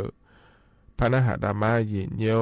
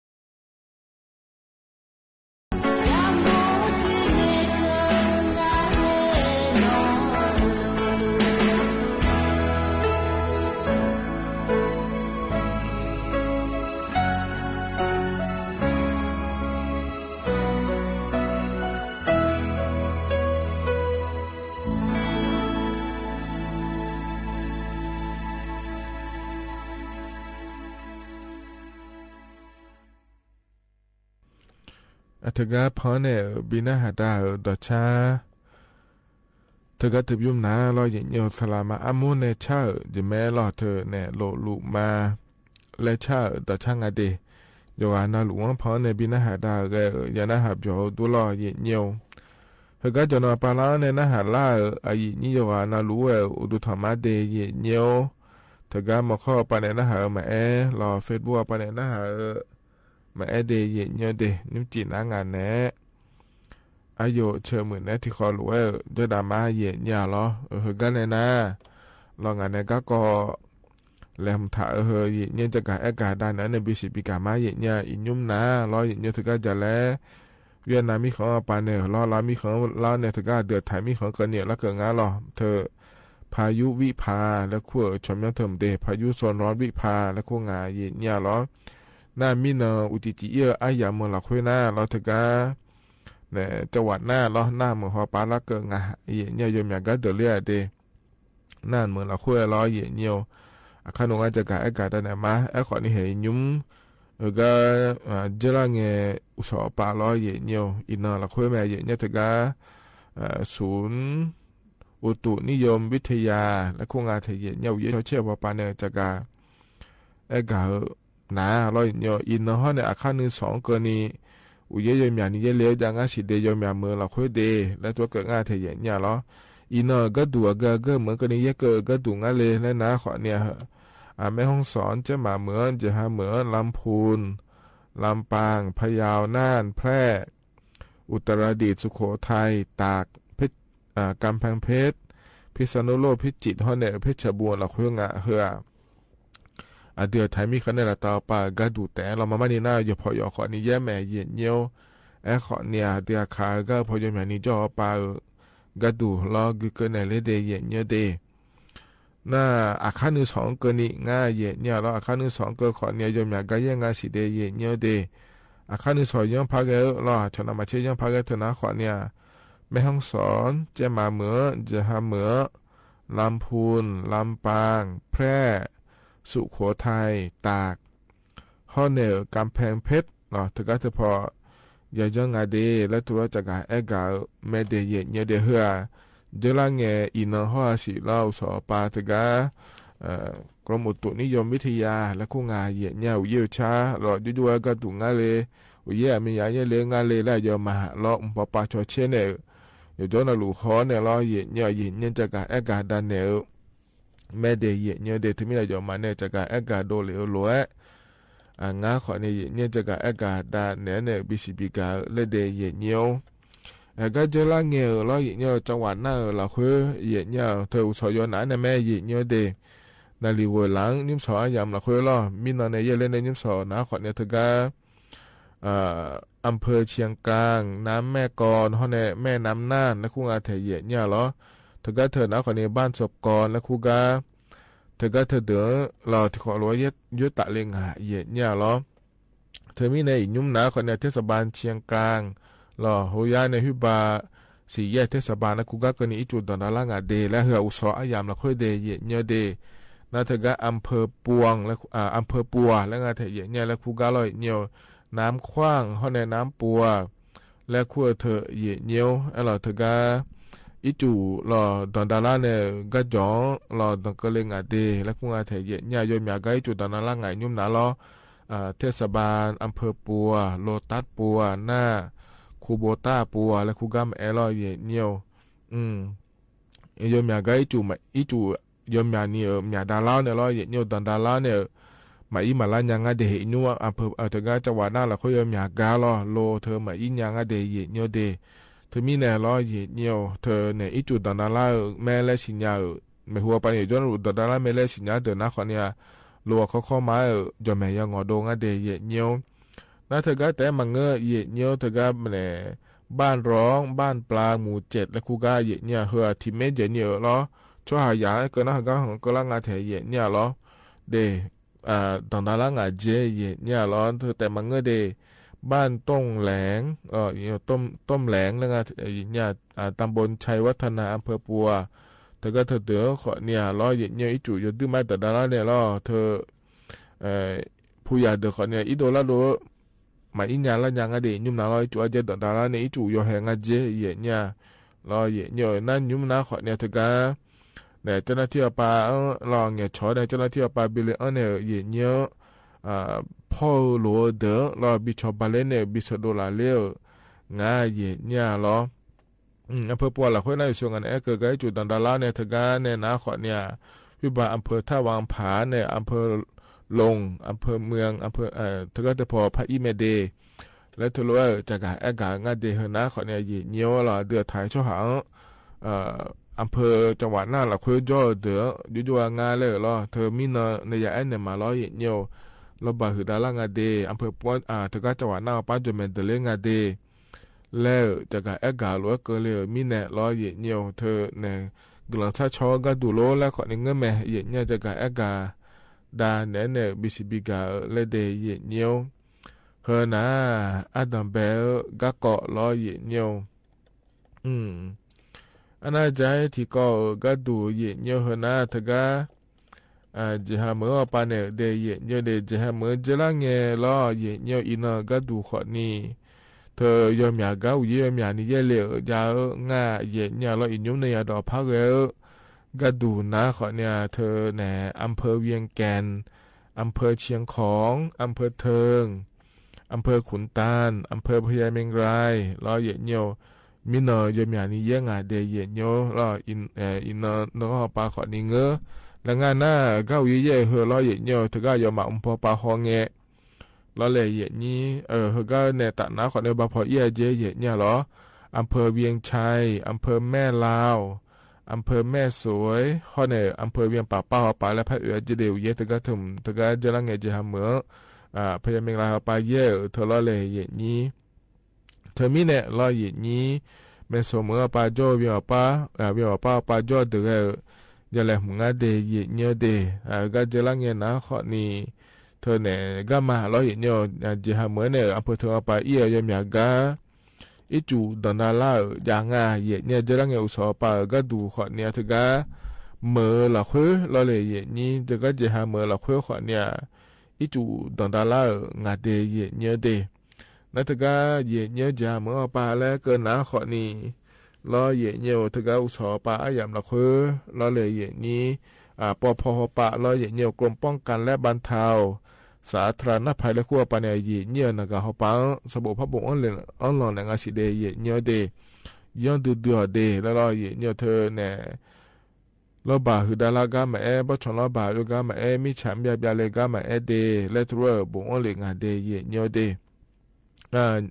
บุ้งอันเลยก็ดูนะคนนี้เธออินนอเขาในอาคาร2เกินนี้และตัวยังงานเดและงานเทเยเนี่ยเธอก็พอเนี่ยโบเลียวหลวยนะแล้วนะเธอเนี่ยยศสากาจอแม่ยุ่มนาก็จอก็ดัวปาจอแม่ยังงาเจและตัวก็งาเทยเนี่ยดอตลัวเดียเยี่ยมอำเภอละคุยบุงถาก็ดูงายอมาในและก็นะขอเนี่ยอำเภอพญาเมงรายอำเภอป่าแดดอำเภอเวียงเชียงรุ้งอำเภอเมืองเชียงรายอำเภอเชียงของอำเภอแม่สวยอำเภอพาวอำเภอพานแล้วลอยเนี่ยหน้าอำเภอแม่ลาวและคู่งาเทยเนี่ยเหรอยุ่มเนี่ยจากการแอกาเฮนะขอเนี่ยยอมาในแอหลวหน้าลอยเนี่ยยังเดและตัวก็ง่ายเทียเนี่ยเราเธอเนี่ยส่วนอันนี้ก็เราบ่าคือเลกาแม่บ่ชนเราบ่าเลกาแม่มิจฉาแบบยาเลกาแม่บ่ชมอพิชมอล้อรู้แล้วยาสาตัวอีกข้างหลังคุยจ่อนะล้อเย็นเนี่ยเธอเนี่ยยเดียมาเจงไงเราบ่าคือเลมิจฉาแบบยาเลนะเขาเนี่ยที่ชาวบ้านยาผาเดแล้วล้อเย็นเนี่ยจนเรารู้แล้วทาเดและตัวจากการแอกาง่าเดเย็นเนี่ยเดที่มีเนี่ยล้อเย็นนี่อยู่นะรู้ว่าอยู่จนเราลมทาล้อเย็นเนี่ยอินนะเนี่ยอาคาร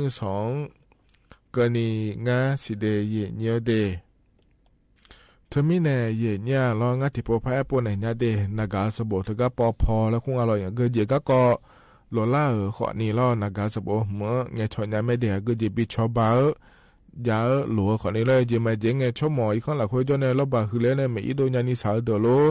มินฉันแบบยาเนี่ยถ่ายเดโลและเราเยี่ยวกาเยี่ยสายด่วนปอพอแล้วคู่เธอนากาเงชอนยาแม่เยี่ยนากาสมบูรณ์นะ1784และงาเดเยี่ยเดตีซีเย่และแถเยี่ยล้อนาลินิเชลาทินาอย่างเราคือ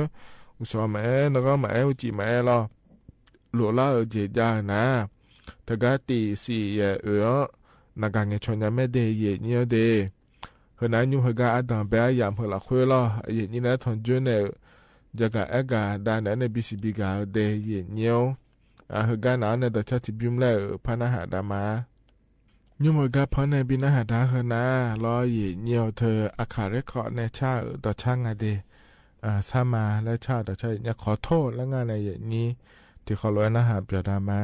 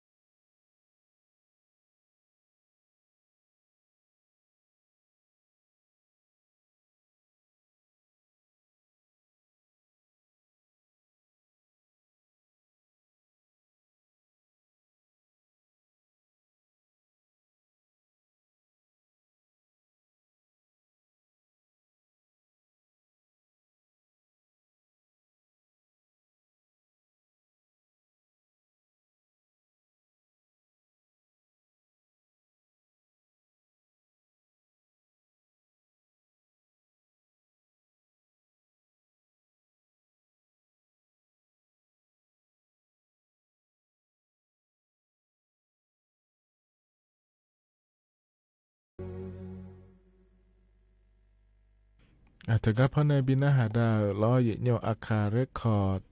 เนอชาดอช่างอาเดเยเนียวเดนะหาเบียวดูโยกานาลุเวล้อเยเนียวเฮก็จะนอปาลาเนนะหาลา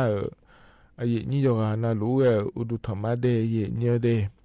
นิมจินังงานเนอายโยเชมือเนที่คอโลเวจอดามาเยเนียวเฮก็เนนะล้อเยเนียวเธอเนงานเนก็แหลมถ่ายพระจักรอากาด้านมาเดยเนียวเดเจลังเงมีนนาล้อเยเนียวคณะรัฐมนตรีปาล้อเยชิวก็เดี๋ยวถ่ายมีขณะคนรัฐบาลปาเกิดในก็มลัวเดียบอจ่าอันเนอฉลางเยเนี่ยล้อเธอในยมยาจะยมยาก่อนละเพื่อขอนี้ยังเงเกิดง่ายเยเนี่ยเธออุ้ยฮาเล่ก็ก่อมาล้อเยเนียวจะเนี่ยอยู่คือไงยามเราคุยจนเรายามเราคุยเราเยเนี่ยหันเลยมีมีอะไรเธอเราบีมือแต่ละเนี่ยผังแล้วถ้าก็เธอก็ยังเงเกิดของเงินในยุ่มแห่งก็กัมพูชาช่วยหาเดือดถ่ายมีของก็จะจ่าล้าเนี่ยเราเธอก็ภาษาปอรู้ดูงานเราเนี่ยไอ้ยามบ่อยบีจ่าล้าเธออาขวดเจียเดือดขอนี้จ้อก็เดือดเราเธอก็เอี้ยเราอยากสายไม่เนี่ยยุ่มจะไม่บีด่าเดือดขอนี้จองาเดยยังที่ไม่ได้ยุ่งพับยุ่งดังและจากอากาศเดน่าเธอแต่มาเงยเนี่ยล้อมีชานาตีก็เกาะล้ออย่างเงี้ยจะมาเจงไงก็มาก็เจอจังอาเจแล้วถ้าบอกไปอายุหกอาเจแล้วก็น่าผิวแล้วแต่ก็ยอสองอย่าบีขวายมีชายยอสองล้ออย่างเงี้ย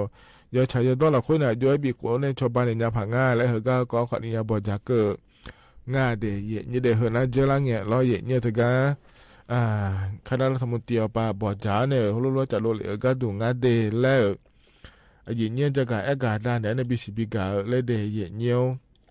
ในยุ่มน้าเรายิ่งเนี่ยถึงก็ยอมอยากเขาปาก็ดูน้าเราเย่ๆเราเลยนี่ยอมอยากขอเนี่ยอีจุดต่างๆละกาซาเรายิ่งเนี่ยถึงมีเนี่ยยอมจะมาเจงไงอีจุดต่างๆเราบอกแล้วไงเจ้อายุเจ็บพ่อเนี่ยผังอายุเยอะเนี่ยผังอาแล้วเยเนี่ยจะการอากาศด้านไหนเนี่ยเดย์เยเนี่ยเดย์อย่าจนเราลมท่าเดย์แล้วมาล้อเยเนี่ยอยู่เยอะเลยนะเราบาคือเลยเนี่ยจะเราก็คือเลยเนี่ยเรามาบ่ชอบเราบาคือเลยเนี่ยเนี่ยมันฉ่ำเนี่ยขอเนี่ยเลยเนี่ยงาเดย์แล้วล้อเยเนี่ยอย่าจนเราลมท่าเดย์แล้วเถอะนะขอนี่อีจูมาล้อเยเนี่ยจะเราเจมาเขาในเอกสารล้อเยเนี่ยดึงนั้นก็ต้องเชื่อเดย์อย่าหลวเจทะเบียนบ้านให้เงินเจประชาชนต่อหลุล้อเยเนี่ยเอกสารต่อหลุเลยยังไม่พอแหลมท่าเดแล้วงั้นนะอย่าจีอ๋อล้อหลวเจแล้วยังก็งานแล้วเลยอย่างนี้เฮนะล้ออย่าแหลมท่าอีกคนเนี่ยยุโดเยอะเดย์เนี่ยเด็กคนเนี่ยที่เจียน่าล้อยกของโลแล้วล้ออยู่หันเนี่ยสาวเจโลแล้วอีบ้านเนี่ยอีลาน่ะล้อทีวีตู้เย็นอย่างเจรู้งานเนี่ยอย่างนี้เหรอล้ออีกคนละคือยังมือพาล้ออยู่กูแล้วก็บาดฐานเนี่ยล้อเลยอย่างนี้มีจ่าเธอใครเจอย่างเนี่ยมีจ่าอีกคนละคือมาบีอันนี้ล้ออย่างเนี่ยนะอีจู่มาคนนี้มือพาพิเศษดีเดียพอนาลูเดแล้วไงเฮโลอย่าจะนาลูเลยมึงจีอันนี้อีจู่ตอนนั้นก็จีกันนะอีกคนก็เจต่อแทนเนี่ยล้ออย่างเนี่ยอีกคนเนี่ยดูเดย์เนี่ยเดย์นะดูเงี้ยนะคนนี้โลเคอร์แม่โลแม่อยู่เมื่อนะล้ออย่างเนี่ยอีจู่ตอนนั้นก็ทางหอยเจเนี่ยโลแม่โลเคอร์แม่ล้อที่กันนะล้อเลยเธอเนี่ยดูขอหุ่มมาอย่างนะคนนี้มากันอันพายแล้วงานในอย่างนี้แหละดูขอกันนะคนนี้เอี้ยล่าขอพายสาระแล้วรอเยเนี่ยอยู่หาขอเดินล้านยาเดย์เยเนี่ยเดย์น่ากลัวปลารออีจุมาดอนอีรบามาหึงงั้นเลยแล้วเขาเข้ามาเจดูไว้เดย์แล้วงานถึงเนี่ยล้อแล้วเธอเนี่ยชอบบ้านเนี่ยนะคนนี้ชอบมองเขาในอย่างจะแม่ชอบบ้านเนี่ยเจเยเนี่ยชอบมองเขาในอย่างนะคนนี้เยอะชอบบ้านขอยอสามีเนี่ยล้อเลยเยนี้ล้อถึงมีเนี่ยเขาเดินจะแม่ชอบบ้านเนี่ยเดแล้วงานเยเนี่ยล้อนั่นถ้าก็เยเนี่ยล้อก็อยู่จนเราหลุดเนี่ยล้อล้อราชการปานเนี่ยก็ก่อยเฮจากการแอกาอยู่จนเราหลุดชันเทเนี่ยนะหาเดและธุรกิจงานเทียเนี่ยก็พอจีเกคนในราชการปานเนี่ยอยู่จนเราหลุดจากการแอกาด้านไหนมีเนี่ยยากานะคนนี้ยาสิญญาเนี่ยล้อเธอชันเทเนี่ยผายแล้วงานในนี้ในมิจฉาแบบยาเลี้ยวคนนี้เงยเนี่ยที่อันน่ะล้อเธอเนี่ยอีกคนจ้องเงี้ยเราอย่างเงี้ยเธอเนี่ยเราอีจุเยี่ยงมาเยี่ยเนี่ยอย่าจนเราอุยเยี่ยงเงี้ยอีจุเธอเนี่ยเสียเยี่ยมมาหยาหัวเลยแล้วเราอย่างเงี้ยอินโน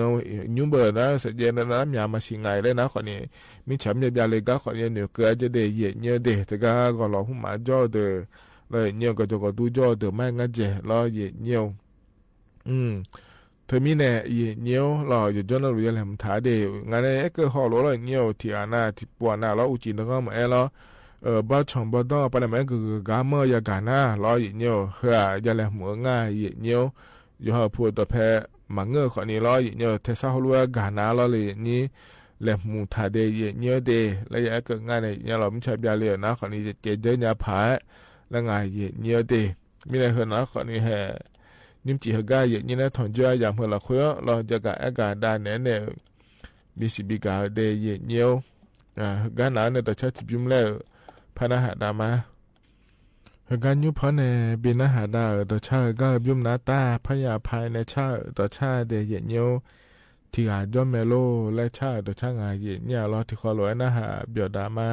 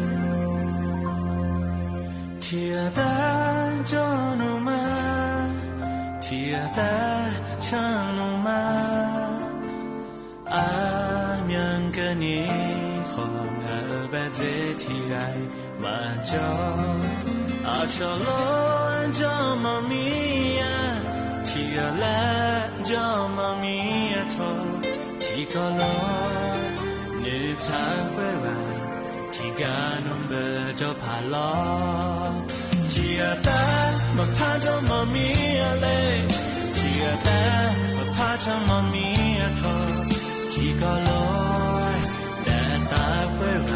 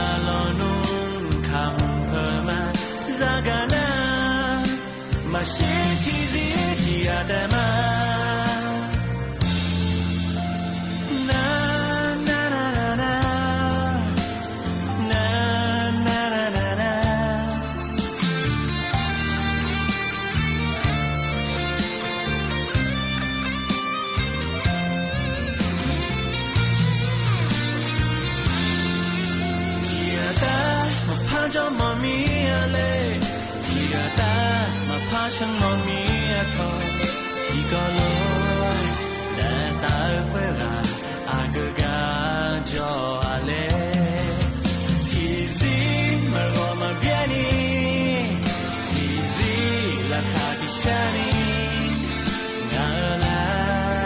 แต่เล็กเวลาอีนักเกินนี่งาเป็นต้นมาที่ตามาพาจอมามีอะไรที่ตามาพาฉันมามีทองที่ก็ลอยแต่ตาเพื่อว่าอากาศจออะไรที่สิมันรอมาเบียนี่ที่สิราคาที่ฉันนี่งาละแต่เล็กเพื่อว่าอีนักเกินนี่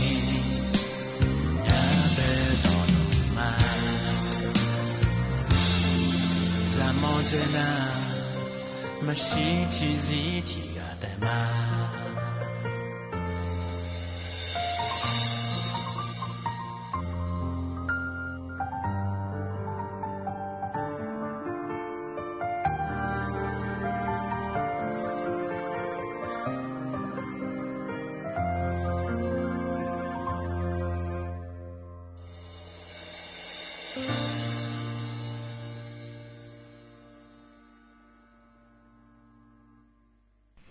อัธนาตชาเยเนียพอในบินาหาดาลอยนาหาเบียดูโยกานาลุเอเยเนียวเฮกันเนนาลอยเนียวเธอเนี่ยอายชากันแล้วพอในบินาหาดากันมาเดเยเนียวเด nhưng mà gặp họ này bên hà đã đợt cha họ gặp chúng na lo gì nhiều thơ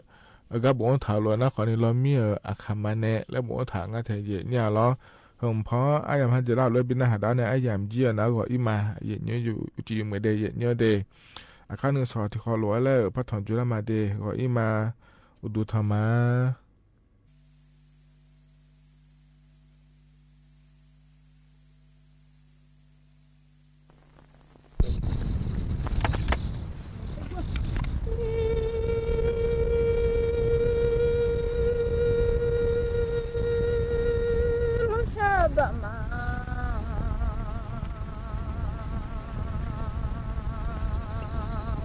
สิเคยอยากทำมาช่วยเชื่ออยู่ว่ามาทง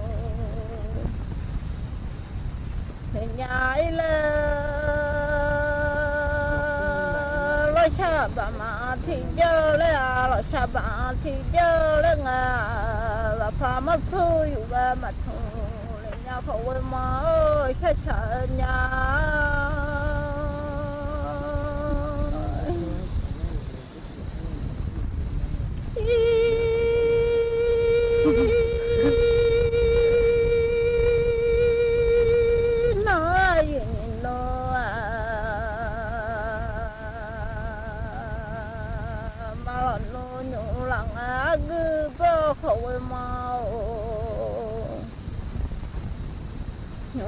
chỉ là ngã cứ đó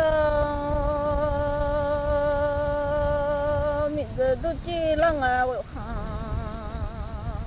bố áo bố đồ sản gia những sợi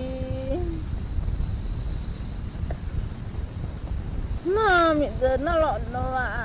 nên đồ là mấy bi hỏi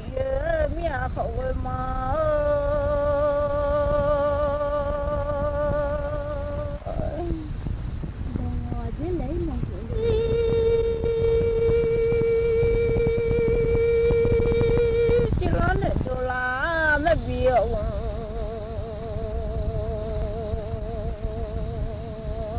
ai chả nhà làm mi dơ ngã ha thì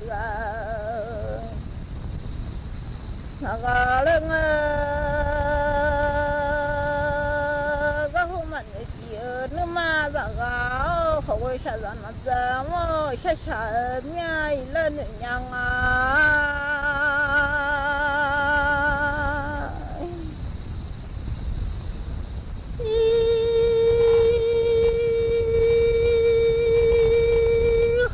nhiều lên mình đã nó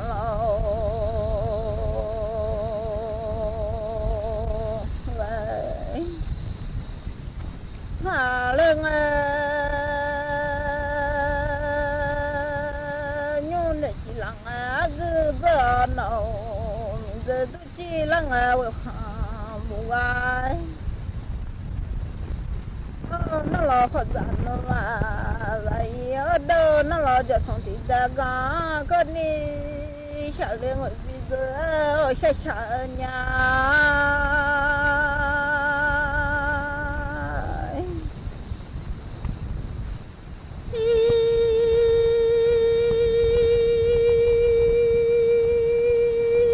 mình rất là lo chẳng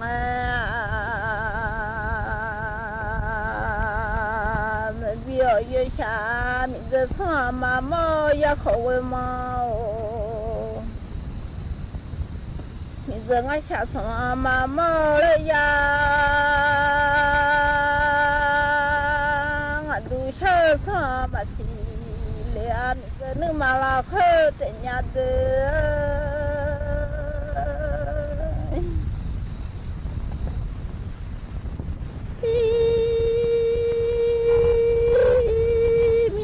chẳng mà là khơi tại nhà ngã đu cha nước mà chuyện gì để lo mía nợ ấy nhìn nó mà nó lo trả lời mấy vì họ dễ mía giọt té mà trả ra với mà mới trả ra mà ơi trả nhà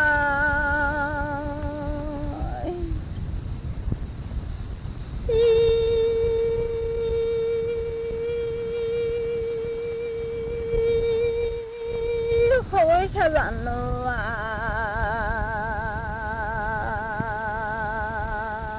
จะมากะเลนี่เขาเวมือจิดอกว่าพะลอละหนึ่งยาเฮ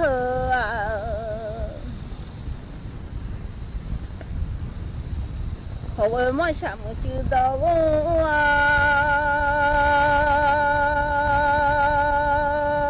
เขาเวยันยี่มือจิดอกว่าพะลอละหนึ่งหนึ่งหลังคือเจอมามือเขาเวมา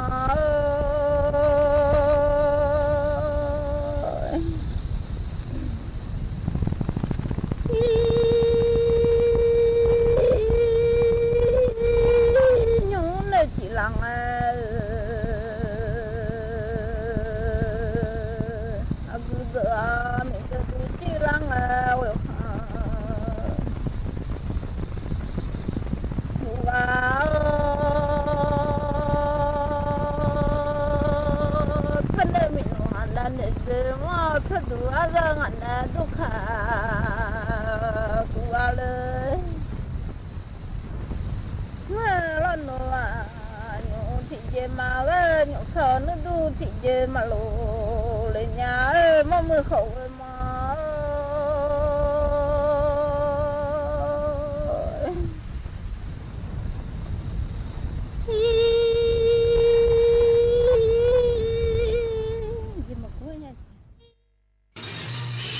สถานีวิทยุกระจายเสียงแห่งประเทศไทยและเครือข่ายทั่วประเทศเสนอข่าวต้นชั่วโมงรู้เร็วรู้จริงเกาะติดทุกสถานการณ์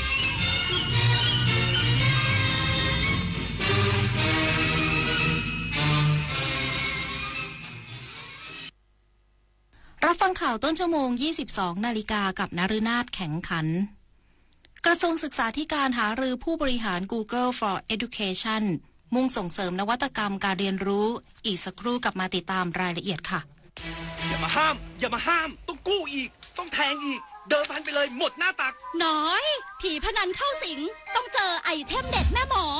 ยันรู้ทันเจ้ามือครั้งแรกติดใจครั้งต่อไปติดพนันล็อกผลให้แพ้ยิ่งเล่นยิ่งเสียข้าวสารเสกสติก่อนเงินเก็บหายก่อนความเชื่อใจจากครอบครัวหมดลบแอปลบเว็บพนันทิ้งทำกิจกรรมสร้างสรรค์หรือปรึกษาสายด่วนเลิกพนันโทร1323หยุดวงจรพนันออนไลน์ชีวิตคุณมีค่ามากกว่านั้นคณะกรรมการเอกลักษณ์ของชาติโดยสำนักงานปลัดสำนักนายกรัฐมนตรีขอเชิญผู้สนใจเสนอชื่อบุคคลหน่วยงานและโครงการเข้ารับรางวัลค่าของแผ่นดินเพื่อประกาศเกียรติคุณเชิดชูเกียรติและเป็นขวัญกำลังใจในการทำความดีที่เป็นคุณประโยชน์แก่ประชาชนและประเทศชาติดูรายละเอียดได้ที่ Facebook สำนักงานเสริมสร้างเอกลักษณ์ของชาติรางวัลค่าของแผ่นดินต้นแบบการสร้างสรรค์การทำความดี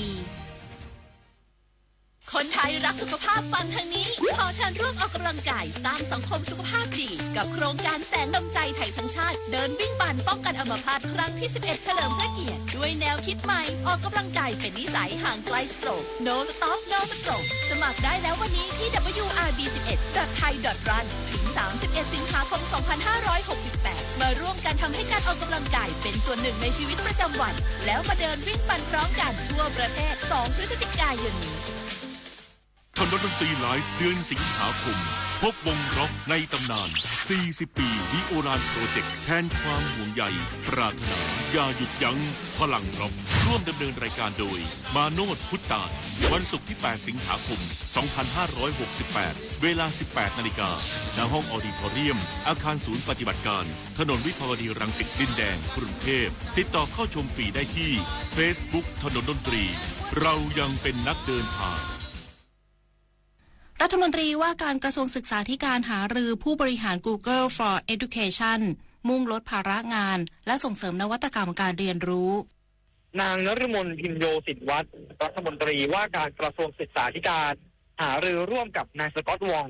ผู้บริหารโครงการด้านการศึกษาของ Google ประจำภูมิภาคเอเชียตะวันออกเฉียงใต้และนางสาวจารุณีสินชัยโรจน์กุลผู้บริหารโครงการด้านการศึกษา Google for Educationเกี่ยวกับแนวทางการส่งเสริมความร่วมมือระหว่างกระทรวงศึกษาธิการกับ Google เพื่อสนับสนุนการดำเนินงานของครูและบุคลากรทางการศึกษาอย่างเป็นรูปธรรมที่ผ่านมา Google Education ได้มีความร่วมมือกับกระทรวงศึกษาธิการในบางด้านแล้ว ส่วนของความร่วมมือเพิ่มเติมในอนาคตสำนักงานคณะกรรมการการศึกษาขั้นพื้นฐานหรือสปท.จะเป็นหน่วยงานหลักในการหารือร่วมกับทีมงานของ Google เพื่อกำหนดกรอบแนวทางการดำเนินงานที่เหมาะสมกับบริบทของแต่ละพื้นที่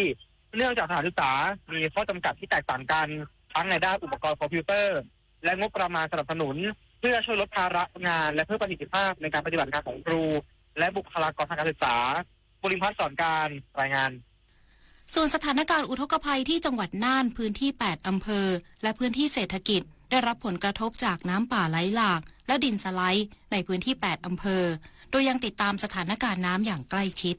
นายชัยนรงค์วงใหญ่ผู้ว่าราชการจังหวัดน่านสรุปสถานการณ์น้ำท่วมในพื้นที่จังหวัดน่านซึ่งขณะนี้มีพื้นที่ได้รับผลกระทบอย่างหนักจำนวน 8 อำเภอโดยมีปริมาณฝนสะสมสูงสุด300มิลลิเมตรทำให้ระดับน้ำในแม่น้ำสาขาและแม่น้ำน่านมีระดับสูงขึ้นอย่างต่อเนื่องโดยเฉพาะจุดวัดระดับน้ำสถานี N1 เทศบาลเมืองน่านซึ่งขณะนี้เกิดน้ำล้นตลิ่งเข้าท่วมพื้นที่เศรษฐกิจและตัวเมืองน่านรวมถึงโรงพยาบาลน่านและได้สั่งการให้มีการปิดโรงเรียนประถมทั้งหมด309แห่งพร้อมทั้งอพยพประชาชนออกจากพื้นที่เสี่ยงภัยแล้วสำหรับแนวทางการให้ความช่วยเหลือผู้ว่าราชการจังหวัดน่านได้สั่งการเน้นย้ำให้อำเภอติดตามสถานการณ์อย่างต่อเนื่องจัดตั้งศูนย์ให้ความช่วยเหลือผู้ประสบภัยและแจ้งให้องค์กรปกครองส่วนท้องถิ่นในพื้นที่ประสบภัยจัดตั้งโรงครัวประกอบอาหารและแจกจ่ายข้าวกล่องให้กับประชาชนในพื้นที่ประสบภัยอย่างเร่งด่วนพร้อมทางให้ระดมสภากำลังจัดเตรียมวัสดุอุปกรณ์เครื่องจักรกลสาธารณภัยในการช่วยเหลือประชาชนในพื้นที่จักรพันธ์จันทร์เพ็ญโรจน์สวท.น่านรายงานองค์การบริหารส่วนจังหวัดชัยนาทจัดอบรมมัคคุเทศก์น้อยเสริมศักยภาพเยาวชนด้านการท่องเที่ยวเชิงวัฒนธรรมในท้องถิ่นองค์การบริหารส่วนจังหวัดชัยนาทได้จัดพิธีเปิดโครงการอบรมเสริมสร้างการเรียนรู้ด้านการท่องเที่ยวมัคคุเทศก์น้อยประจำปีงบประมาณพุทธศักราช 2568 โดยนายสุภศักดิ์ โคคาไสรองนายกองค์การบริหารส่วนจังหวัดชัยนาทเป็นประธานในพิธีเปิดโครงการดังกล่าวจัดขึ้นโดยมีวัตถุประสงค์เพื่อส่งเสริมและพัฒนาศักยภาพของเยาวชนในด้านการท่องเที่ยวโดยเฉพาะบทบาทในฐานะมัคคุเทศก์น้อยเพื่อให้สามารถทำหน้าที่เป็นผู้นำชมแหล่งเรียนรู้ในชุมชนหรือสถานที่ท่องเที่ยวต่างๆได้อย่างเหมาะสมโดยเน้นการบูรณาการองค์ความรู้เกี่ยวกับประวัติศาสตร์วัฒนธรรมภูมิปัญญาท้องถิ่นและสิ่งแวดล้อมควบคู่กับการพัฒนาทักษะการสื่อสารการนำเสนอและภาวะผู้นำทั้งนี้องค์การบริหารส่วนจังหวัดชัยนาทมุ่งหวังว่าเยาวชนที่ผ่านการอบรมจะสามารถเป็นตัวแทนในการสื่อสารเรื่องราวอันทรงคุณค่าของท้องถิ่นสู่บุคคลภายนอกอีกทั้งยังเป็นการปลูกฝังจิตสำนึกในการอนุรักษ์และพัฒนาท้องถิ่นอย่างยั่งยืนในอนาคต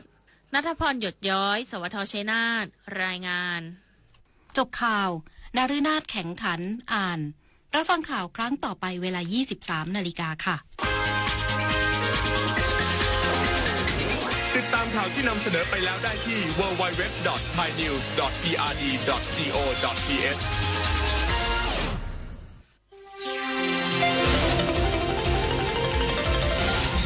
วิทยุแห่งประเทศไทย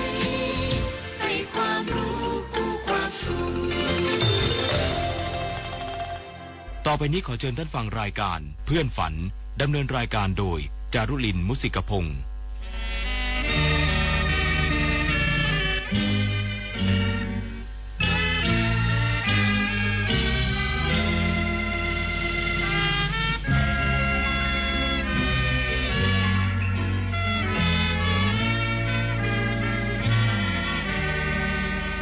อยากมีเพื่อน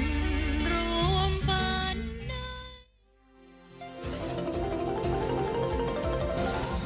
วิทยุแห่งประเทศไทยให้ความรู้กู้ความสุข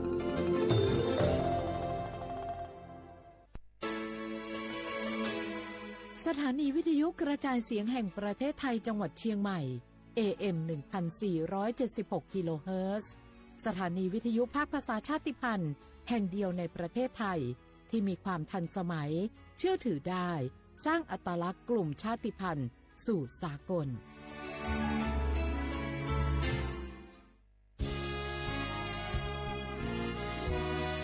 พระบารมีปกเกล้าเพื่อปวงชนชาวไทยจากพระราชกรณียกิจนานับประการที่พระบาทสมเด็จพระเจ้าอยู่หัวและพระบรมวงศานุวงศ์ ทรงทุ่มเทพระวรกายทรงงานอย่างไม่เหน็ดเหนื่อยเพื่อประโยชน์สุขของประสบนิกรจากโครงการหลวงสู่การพัฒนาแหล่งน้ำส่งเสริมการศึกษาและด้านสาธารณสุขที่มุ่งเน้นการพึ่งพาตนเองและการพัฒนาอย่างยั่งยืนทุกย่างพระบาทคือการทรงงานทุกพระราชดำริคือพลังแห่งการพัฒนาเพราะประชาชนคือหัวใจของแผ่นดินร่วมเสริมสร้างความรักในสถาบันหลักของชาติโดยสำนักงานประชาสัมพันธ์ที่ 3 กรมประชาสัมพันธ์มะเร็งไตวาย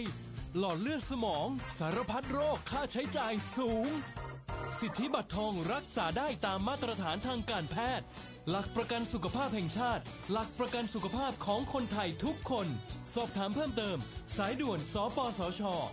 1330ตลอด24ชั่วโมง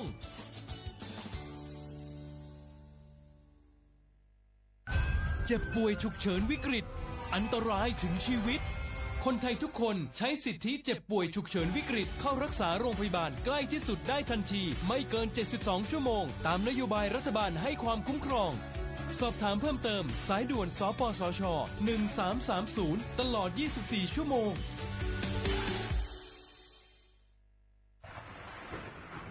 ฝนตกหนักน้ำท่วมภัยธรรมชาติที่เราหลีกเลี่ยงไม่ได้แต่เราสามารถเตรียมตัวให้พร้อมเพื่อความปลอดภัยของทุกคนในครอบครัวได้ก่อนน้ำมาเตรียมตัวให้พร้อมเก็บของสำคัญขึ้นที่สูงเช่นเอกสารสำคัญเงินสดและสิ่งของจำเป็นอื่นๆและถ้าหากบ้านอยู่ในพื้นที่เสี่ยงให้ติดตามข่าวสารจากทางราชการอย่างใกล้ชิดเตรียมไฟฉายแบตเตอรี่สำรองวิทยุสื่อสารและยาสามัญประจำบ้านไว้ให้พร้อมและอย่าลืมตรวจสอบเส้นทางอพยพที่ใกล้ที่สุดด้วยขณะเกิดน้ำท่วมอย่าเดินฝ่าน้ำที่ไหลแรงหลีกเลี่ยงการสัมผัสกระแสไฟฟ้าและหากต้องอพยพให้ปฏิบัติตามคำแนะนำของเจ้าหน้าที่อย่างเคร่งครัดเมื่อภัยผ่านพ้นตรวจสอบความเสียหายของบ้านและทำความสะอาดเพื่อป้องกันโรคที่มากับน้ำท่วมเตรียมตัวให้พร้อมก่อนภัยมาถึงเราจึงจะปลอดภัยด้วยความปรารถนาดีจากสำนักงานประชาสัมพันธ์ที่ 3 กรมประชาสัมพันธ์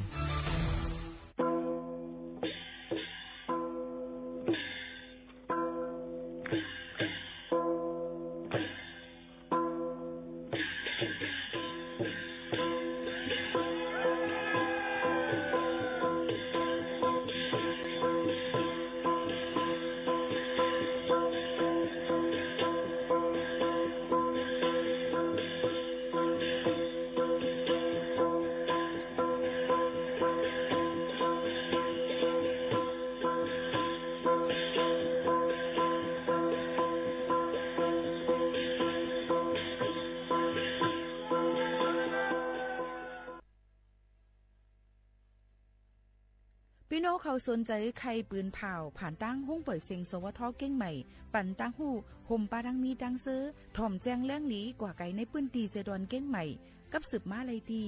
สวทเก้งใหม่หมายฟ้น053-276-068และ0922468579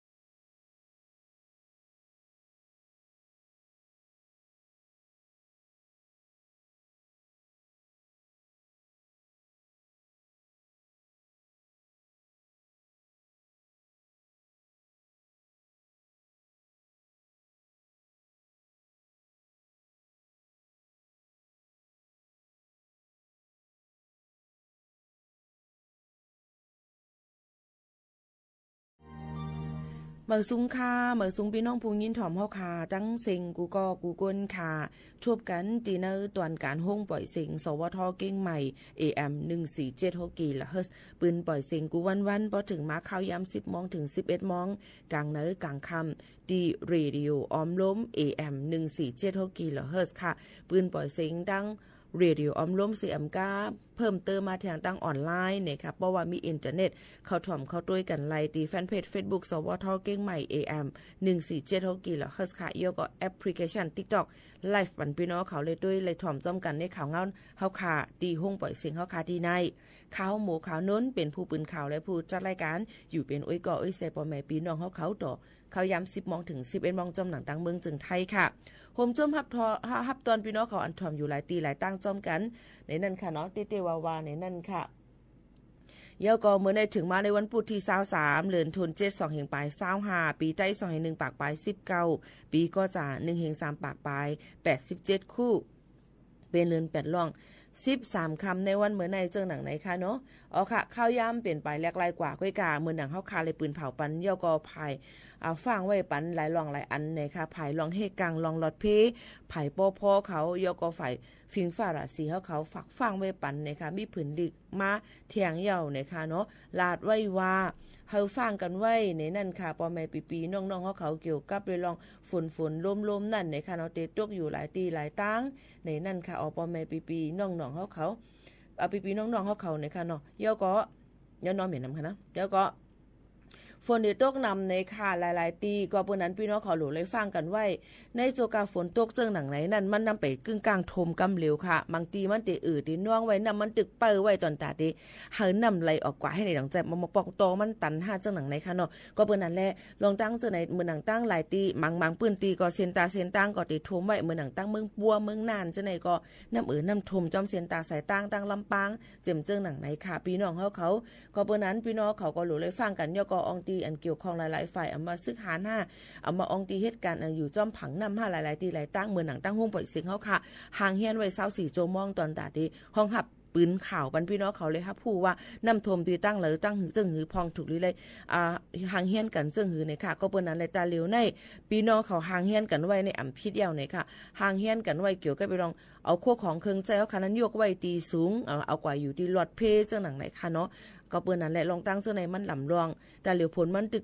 ตกมาตั้งคืนตั้งวันเนี่ยค่ะนะเก่งใหม่ได้ก็บางตีก็ตกเหี่ยวน้ำท่วมน้ำน้องเหี่ยวค่ะน้ำป่าลินหยดลินกุ่นลินปังเหี่ยวแต่เหลียวตั้งเจดอนเก่งใหม่มาเต็มมือว่ามาเหมือนในฝนตกเหี่ยวนะคะตั้งวันตั้งคืนเหี่ยวในค่ะเนาะปีๆน้องๆพะเหี่ยวก็ฝนตกเหมือนกันเลยลาดว่ากูตีกูตั้งเลยหับทบเพลองเพลมเลี้ยงหลงวิภาอันว่าในอันลูกมันตั้งเมืองเวียดนามในนั่นค่ะเนาะตีเฮ็ดเฮา22 23 24ฝนตกหนักค่ะต่อพอถึง26ค่ะเนาะย้อนเปิ้นอะไรป้อไว้นั้นมาปลายมันมาอยู่ไหนนำมันน้องน้ำเหี่ยวในจึงตีจังเฮ็ดให้น้ำล้วนพังน้ำน้ำท่วมน้ำน้องกันไล่วันที่26 27กว่าเต็มเจิงหนังไหนก็เมื่อนั้นพี่น้องเขาก็หลูเลยไปถ่อมด้วยข่าวเงาเฮาคือตันอยู่24โจมองเจิงหนังไหนค่ะพี่น้องเขากำในเฮาคาเตเลยหับมือลองร่วมแรงหลงในจึงหือหลังมือพ่องผลร่วมมานั่นในจึงมือว่าก็ลาดกว่าเมื่อในขึ้นเตลาดเกี่ยวกับเรลองห่างเฮียนไว้โคของเครื่องใจน้ำกินน้ำใจเฮาคาในค่ะเนาะโยก็ไฟในค่ะไผถาดเฮาคาจึงหนังในค่ะพี่น้องเขาค่ะก็เปิ้นนั้นแหละกำในเหมือนหนังตั้งเจตอนเมืองนานในค่ะเนาะพี่น้องเขากูตีกูตั้งเลยเฮาว่าเฮาได้รัดง่ายกูตีกูตั้งเพราะว่ากึ่งกลางอยู่อำลีกินน้ำหวานเตเลยกับ10กว่าตีหมายฝนฮิปเน็ต1669เนี่ยค่ะ1669ค่ะเนาะพี่น้องเขาค่ะเพราะว่าเหมือนหนังตีตั้งภายรูล้อมด้วยถึงรองรถเพเนี่ยค่ะภายป้องกันบรรเทาและสาธารณภัยอันว่านั่นพ่ออันเปิ้นว่านั่นตีเลยกับ10หมายฝนฮิปเน็ต1784ค่ะพี่น้องเขาตีเลยตวงไว้นั่นค่ะเนาะ1784เนี่ยค่ะเพราะว่าเป็นข่าวเงาให้หลวง5เฮ็ดพิษปักเปิง5ในจิมเจ้าในพี่น้องเขาตีเลยกับ10กว่าที่หมายฝนฮิปเน็ต191ค่ะที่ลุ่มปลิกเขาที่ซึกปลิกเขานั่นค่ะเนาะตำรวจเขาเจ้าหนังไหนค่ะโพลิสเขาในนั่นค่ะพี่น้องเขาย้อนเปิ้นนั้นลองตั้งเจ้าในมันหลำรองเขาเพราะเป็นรองไฟฟ้าไฟหมอด5เจียมเจ้าหนังไหนกับ10กว่าที่หมายฝน1129ไลในนั่นค่ะก็เจดอนไผเจดอนมันนั่นก็จ่องไกว่ากันแทงกำ1เอาอันที่มันง่ายๆในก่อนในค่ะเนาะต้วงไว้ใหม่ๆง่ายๆมันก่อนจ้อมเส้นตาสายตั้งในจึงต้นไม้5ลิ้นหยุดหล่นติ่ง ตียงกวนมาจอมเซ็นตาสายตาหาไหนก็หลุเลยกับสืบดีกรมทางหลวงนี่นั่นค่ะตั้งเมืองไทยค่ะกันเนาะ1586นี่นั่นค่ะพี่น้องเขาต้องไว้ซึ่งไหนก็แล้วเพราะว่าเป็นเพกึ่งอยู่ดีกินน้ำวันเจ็บป่วยเพกึ่งกลางในกับสืบกว่าดี1669เพราะว่าหลุเลยแจ้งข่าวแจ้งเงาเลยตีลองลักจันคุดเฮ็ดให้กันนี่ก็กับสืบกว่าดีเจ้าหน้าที่ปิริเขาหมายฟ้น191ในนั่นค่ะพี่น้องเขาไพ่ใหม่199ค่ะเนาะพี่น้องเขาซึ่งหนังไหนค่ะมันเดี๋ยวมีหมายฟ้นฮิปเน็ตซึ่งหนังไหนว่าเป็นดังเมืองใต้เขาขานั่นไหนก็ไม่เจอเหมือนกันแล้วก็เฮ็ดเฮอหลายๆองตีหลายๆตั้งนั่นก็มีรองตั้งลินหยดลินกวนลินปังแล้วก็นำท่วมนำนองตั้งเมืองใต้นำเต้เหมือนกันนี่ค่ะก็เปิ้นนั้นปอแม่ปีๆน้องๆเขาก็ถูกลีไล่ไว้ฟ้างในนั่นค่ะเนาะถ่อมเต้ข่าวเงากันลีนั่นค่ะน้องๆหนังฮือบ่ได้หลอดเพหนังฮือบ่ได้เป็นเพกึ่งกลางกันนั่นซึ่งหนังไหนค่ะก็เปิ้นนั้นแต่เหลียวในหลายๆฝ่ายหลายๆองตีเปิ้นก็ห่างเฮียนกันไว้ค่ะเมื่อหนังตั้งเมืองปัวเมืองน่านนั่นก็หลดกาหลายๆอันข้ามผ่านอำไลนั่นค่ะเนาะที่ตั้งเส้นตาสายตั้งดังเมืองน่านนั่นนี่ค่ะเนาะดังเมืองปัวนั่นนี่ค่ะพี่น้องเขา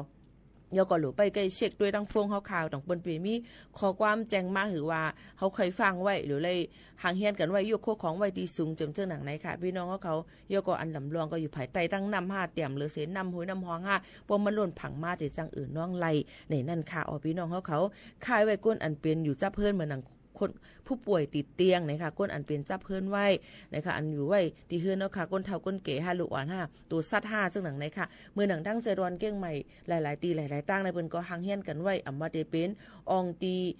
เปิ้นปันจอดรถก้าเนี่ยค่ะที่ดังเซ็นทรัลเฟสติวัลเซ็นทรัลแอร์พอร์ตเนี่ยค่ะพี่น้องเขาเปิ้นปันกว่าจอดรถก้าไว้แก่นั้นดอนตาได้ขายรถก้าไว้อองตีรถเพจังหนังไหนค่ะเนาะพี่น้องเขาในวันที่22ถึง24จังหนังไหนค่ะก้วยกาดประวัติเอากับฝากไว้ที่กาจอดไว้ที่เลยมีเจ้าของรถไว้กับตู้เฮาขายไว้รถเฮาขายนี่ค่ะก็ฝากไว้ปันที่ห้องการที่เปิ้นห้องหับฝากไว้รถนั่นนะคะยก็ตีมีแทงหลายๆอองตีเมื่อหนังว่าเพราะว่ามีตัวสัตว์มาโวกวาย5เต็มเจ้าในเปิ้นก็ให้เอากับฝากไว้จังไหนก็มีเหมือนกันก็เปิ้นนั้นเลยพี่น้องเขามีคู่ของอีสังเนี่ยก็กับสืบกับถามกว่าที่ตั้งผู้ใหญ่ผู้แก่ผู้กลางวานเขานั่นเปิ้นก็ตีมีขอตอบปันพี่น้องเขาลีหรือเสเปิ้นในนั่นค่ะยก็คงที่สนามบินเกียงใหม่นั่นเนี่ยก็เปิ้นก็เปิดปันเปิ้นตีจอดรถก้าปันฟรีๆนั่นค่ะนะเอากาขันมันห้องหับเนี่ยค่ะตอนตาก้นอันที่ฮบชบเพลมเลี้ยงหลงวิพาในเนี่ยค่ะพี่น้องเขาเดมีอยู่ตั้งนำตั้งหลายในนั่นค่ะพี่น้องเขาก็เปิ้นนั้นแหละพี่น้องเขาก็หลเลยกับ10กว่าที่เจ้าหน้าที่ในนั้นค่ะยก็ต้องถามไล่ว่ามันกว่าไรตีหมายฝน065 502 6866 065 502 6866ก็ไรเหมือนกันอันนี้เป็นนางคงเฮิมมิ้นในนั่นค่ะยก็ได้มีแทงหลายตีหลายตั้งค่ะพี่น้องเขาก็เปิ้นนั้นแหละเปิ้นก็ห้องหับไว้จอยแถมตอนแต่พี่น้องเขาอันเตจังทบเพยก็จังทบทบเพเมื่อหนังได้ทบยาให้แห้งเหมือนกูปอกนั่นเนี่ยค่ะพี่น้องเขาอันนี้ก็เอามาฝากตอนจนถึงพ่อแม่พี่น้องเขากูก้นตั้งมดตั้งเสียงเจิงหนังไหนให้แหล่งยินถ่อมจอมกันในนั่นค่ะหรือเจอถ่อมด้วยเพียงกว่ามันหูถูกใจกัน1หูกว่าคณะพี่น้องเขาค่ะส่งขึ้นมาอุบโอ้จอมกันแทงกำนึงค่ะ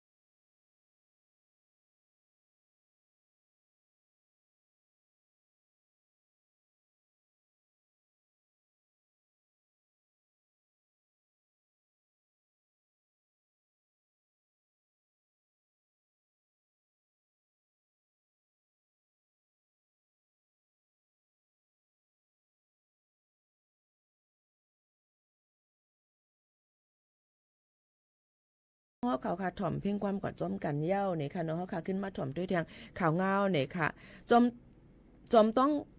ก็ตกค่ะ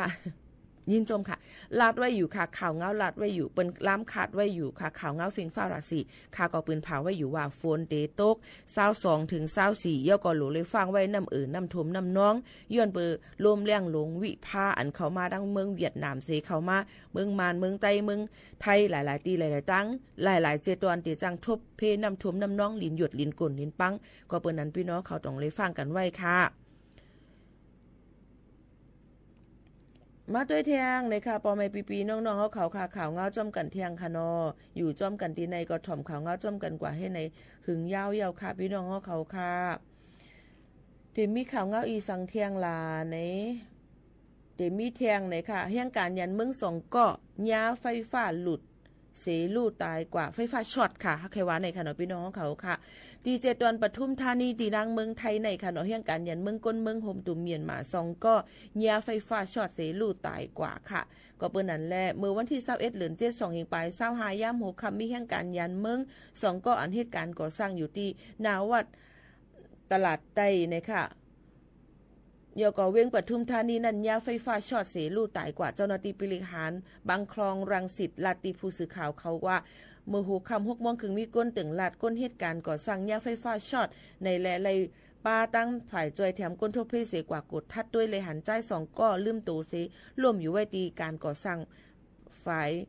ตีภายหมักนั่นขนาดเนาะภายเจอแถมเขาคัดจะลุ่มล่าให้ตื่นขึ้นมาเสตาอำหึงก็เลยรู้เซ็งกว่าก้นนิ่มหอมก็ลาดว่าจ้า2ก็ในเป็นเหตุการณ์ยันเมืองก้นเมืองมานจือห้องงวยเนี่ยงวยเนียงอู้เนี่ยค่ะพี่น้องอายุ42ปีและอองมินไทยอายุ20ปีเนี่ยค่ะซึ่งเขาก็ตึกเหตุการณ์อยู่หิมนั่นจังซ้ำเลยยินเสียงก้นตกน้ำห้องเสียนย้อนดังจอยแถมก้นโฮมเหตุการณ์เลยจอยเอาค่ะ2ก็ขึ้นมาดีไว้เหนือกุ้งค่ะก็เปิ้นนั้นแหละจะเปิ้นก็จอยแถมเขาสิเอาอันมีให้เจ็บอีสังเนี่ยก็คึงปองให้สั่งกว่าจำหนังของปองเป็นไรเนี่ยค่ะก็เปิ้นนั้นแหละแต่เหลวในลีโกเนี่ยค่ะเนาะพี่น้องเขาแหละมาได้เป็นลองไฟฟ้าช็อต5มาได้เป็นน้ำท่วมน้ำนอง5ไผไหมกูสำเสียนเปิงหลูเลยฟังกันไว้กูลองกูอ่านเลยนั่นค่ะนี่ก็อีรู้มองใจจ้อมเนี่ยค่ะเยอะก็ปฏิกัดด้วยตั้งเมืองปอกเนี่ยค่ะเนาะย้อนฝนตกอ่ำถาดและน้ำท่วมน้ำนองตีเมืองปอกนาลินกุ้มกำซึกว่านั่นเฮิรนเยลดกาลองกว่าจ้อมน้ำลิ้นกลร้อยกลแลเฮ็ดให้เสียนตั้ง สวนให้หน้าลูกกวายกว่าตั้งนำตั้งหลายนี่นั่นค่ะเลยว่าปีนี้นำก็มาเจ้าเนี่ยยก็เฮ็ดได้หลายๆองตีหลายๆองตั้งนั่นหบทบเพเจิงหนังไหนเย้าในนั่นค่ะพี่น้องเขาก็ฟังกันไว้จอมค่ะเนาะกูก้นค่ะหนังหือบ่ดีหลอดเพกันนั่นก็เอามาฝากไว้ปั่นพ่อแม่ปีน้องๆเขาเจิงหนังไหนค่ะถ่อมตุ้ยแทงเพ่งความกันก่อนค่ะเนาะ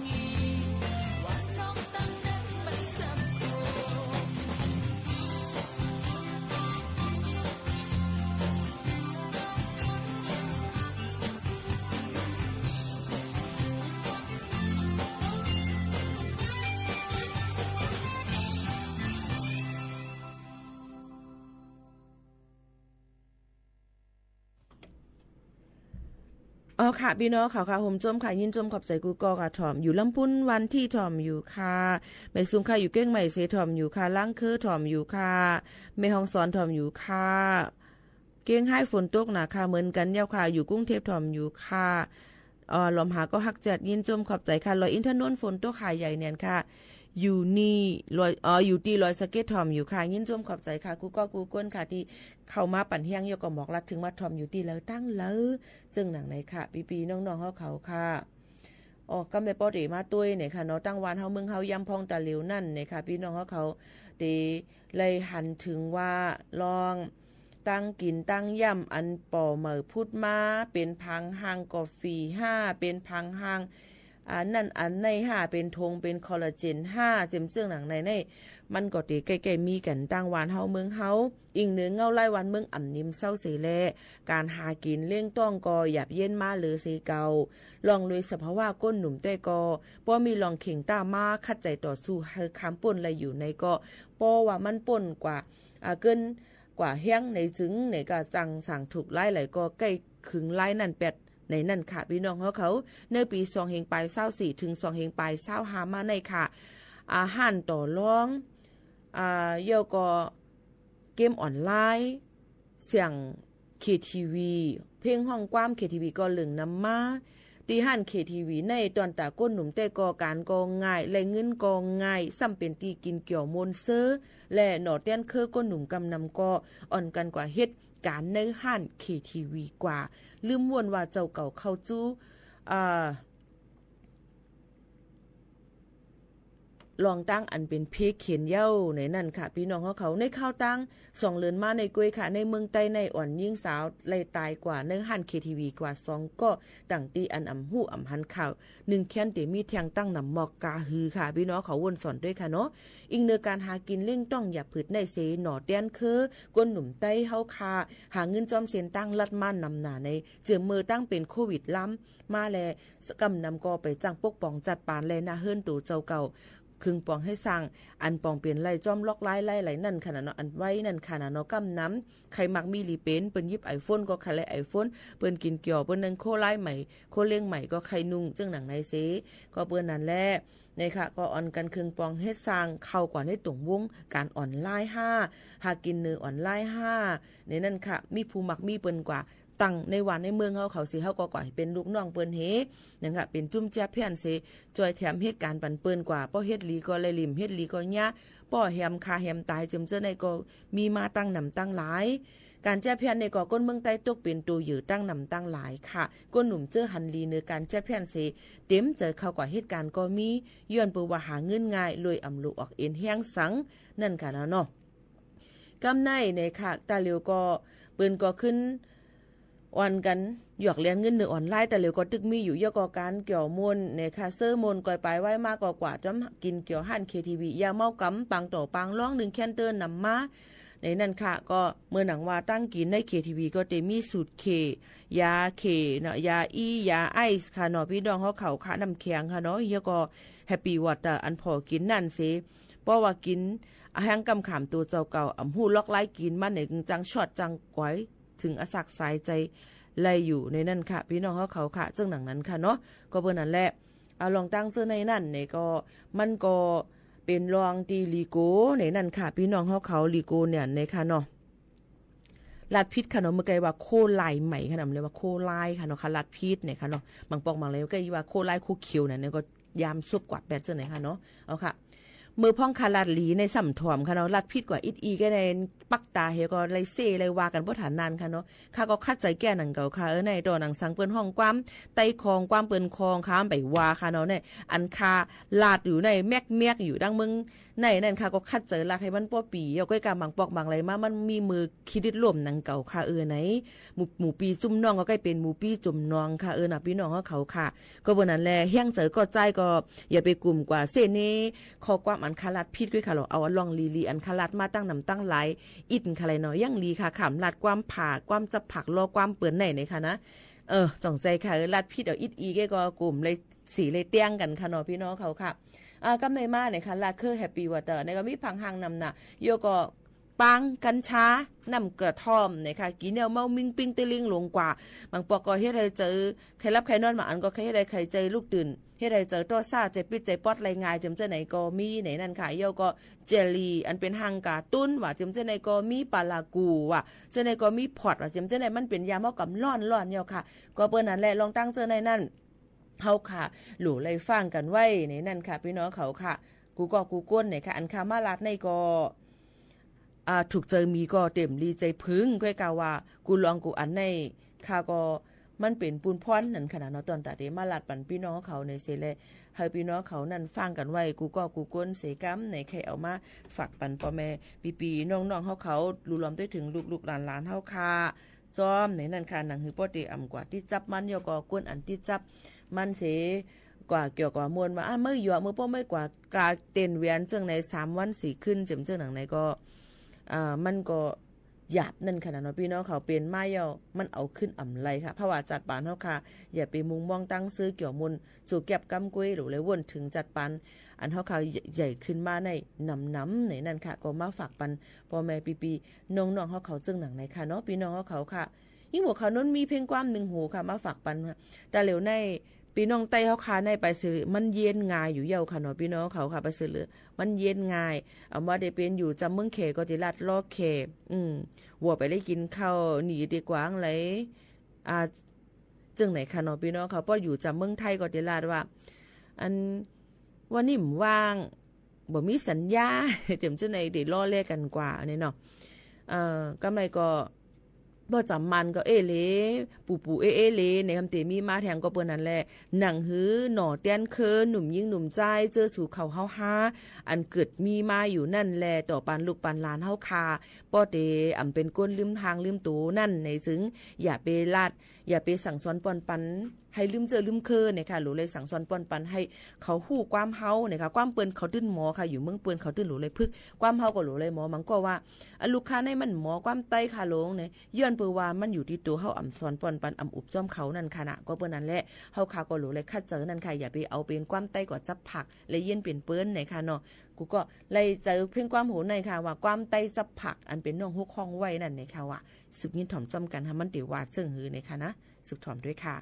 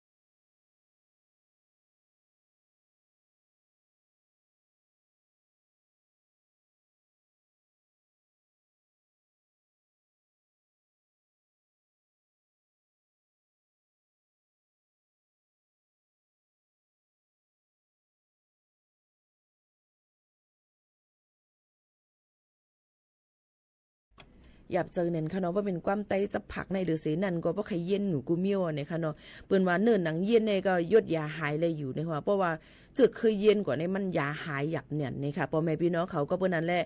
อ่ำปันเฮียงค่ะเนาะลัดซื่อๆอ่ำปันเฮียงดนดาได้เป็นข้อความตัวหนังเฮาคาเป็นผู้อ่อนหู5บ่ได้เป็นผู้เจ้าไปม่อนเขา5ก้นเตรียมความ5นั่นนี่อันนี้คาราเต็มปากเต็มคำค่ะนะไผใครอัดคลิปก็เลยใครให้ปันเฮียงว่ะใครปันเฮียงใครให้สู่เจ้ากวนอันเตรียมความปองความเจ้าไหนก็เหมือนกันค่ะอย่าไปกว่าเมลิกไตลิกตีค่ะอ่านหยาบแนนตัวสังมันจะมีเป็นมังก็ค่ะนะเตรียมกับก็มาหญ้าสัตว์ว่ายักขึ้นว่าอีชังอีชิงพรหมุนบุญผลลักกุศลอีหังก็ฮู้พาเสิร์ชพี่น้องไต้เฮาค่ะมันข้านอ่านดีคือเยาค่ะ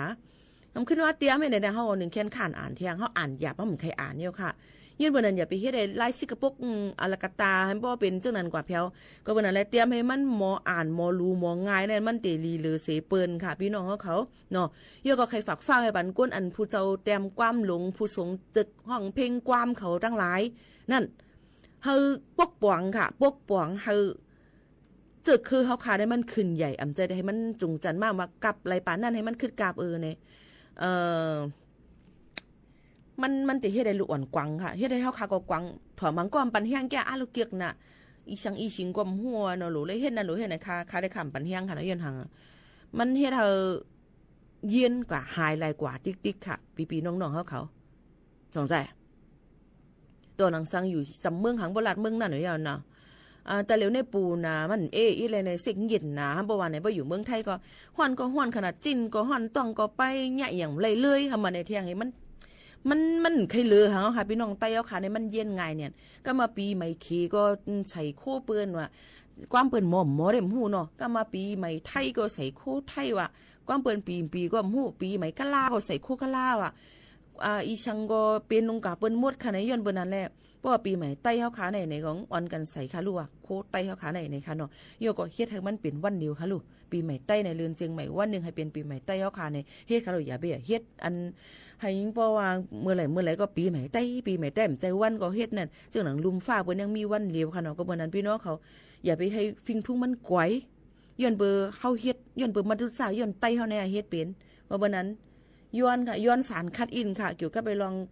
เฮ็ดออกเพลงความมาให้ลูกให้หลานเฮาค่ะซื้อมันห้องปีเหี่ยวค่ะเนาะให้เฮ็ดได้มาในค่ะเนาะข่าวว่าให้ไหนคะได้ให้เขาว่าคือก็ว่าค่ะแล้วเนาะก็บ่นั้นอันข่าวมาอยู่กันในนั้นข้อความโหเลยถอยความคอเลยค่ะปีนั่นค้างคัดเจอกันเลยเพี้ยนก็ต้องทำผู้ใหญ่ก้นลวงเขาค่ะนะดัดเดมาลาดมันพี่น้องเขานั่นก้วยกะมังคอมันนังจือองตี5จือก้วน5จือนาการมังอัน5จือเครื่องจักรมังอัน5เนี่ยมันมีค่ะผายความไตเขาค่ะเนี่ยก็เตเลลาดปันทับศัพท์กว่าเตเลลาดปันข้อความซึ่งนั้นนั่นขนาดเนาะก็ปนนั้นแหละอันปองเป็นไรนั่นเด็กแค่เจอเอาข้อความไตเฮาเพี้ยนมาบอกลัดถึงพ่อแม่พี่น้องเขาให้ไรยินถ่อมจ้อมกันอยู่ในนั้นค่ะก็นั้นแหละอย่าไปเป็นก้นลืมเจอลืมเคยอย่าไปอ่อนจุงจันให้เฮาค่ะตัวหกตัวหายกว่าติ๊กๆค่ะตัวหายกว่านั่นจะเอาขึ้นหยับเนี่ยค่ะเนาะก้นหายในนั้นก็ห้องหาขึ้นป้อมตายก็มันหันกันขึ้นอยู่ข้อความไตหายฟิงทุ่งเฮาหายในเปิ้นเอากว่าเป็นของเปิ้นในหยับเยี่ยวค่ะพี่น้องเขายันเปิ้นนั้นอย่าไปอ่อนกันให้จังนั้นติ๊กๆในค่ะเนาะแค่ยันฝากไว้ปันพ่อแม่พี่น้องเขาจังหนังไหนเยี่ยวค่ะพี่น้องเขาเอาค่ะอยู่เป็นก็เซจ้อมกันกว่าข่าวเงาก็เลยถอมตาเหลียวฝนก็ยังตึกตวกอยู่ตาเซยังเด็ดพัดเป่ามาแทงตั้งนำตั้งหลายตีหลายตั้งบางทีก็หลุดเลยฟังไว้น้ำท่วมน้ำนองเย้าให้ฟังกันไว้จ้อมเย้าก็ดูล้อมด้วยถึงป้ายอยู่ลีกันจ้อมนี่นั่นค่ะพี่น้องเขาฝากไว้ปันกูก้นเจ้าหนังไหนค่ะเขาคำมาลือใจถ่อมด้วยเพ่งความหวานหูถูกใจกันกว่าค่ะนะพ่อแม่ปีน้องเขาค่ะถ่อมจ้อมกันที่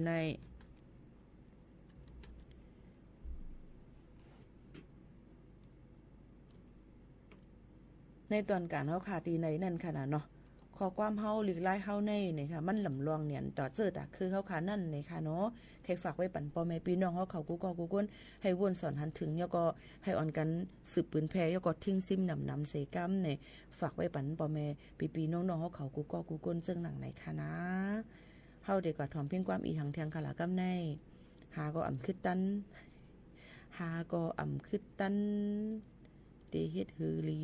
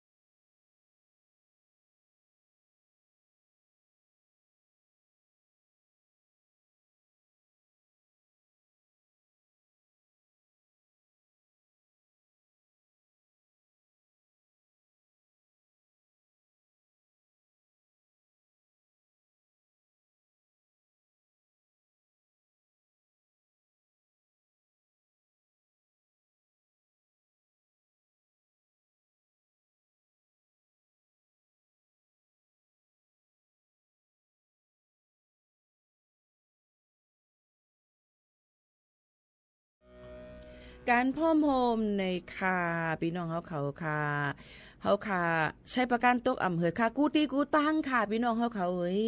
ยิ่งหมู่เขาโน้นเดี๋ยวขึ้นมาลาดปันเทียงกำ1ค่ะลื่นสุดในลบลื่นในตอน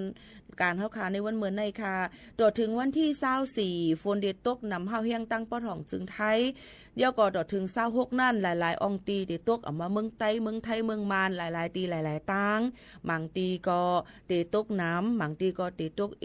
บางตีก็เตมีลินหยดลินโกนลินปังบางตีก็เตเฮ็ดทั้งน้ำทมน้ำน้องก็เปิ้นนั้นพี่น้องเขาถ่อมด้วยข่าวเงา24โจมองค่ะเอาฝากไว้ปันพี่น้องเขาย่อก็เตย้อนปืนผาไว้ว่าสังจะว่ามีลองเพกึ่งกลางน้ำทมน้ำน้องในจึงอ่ำจังมาเหตุการณ์ค่ะนะ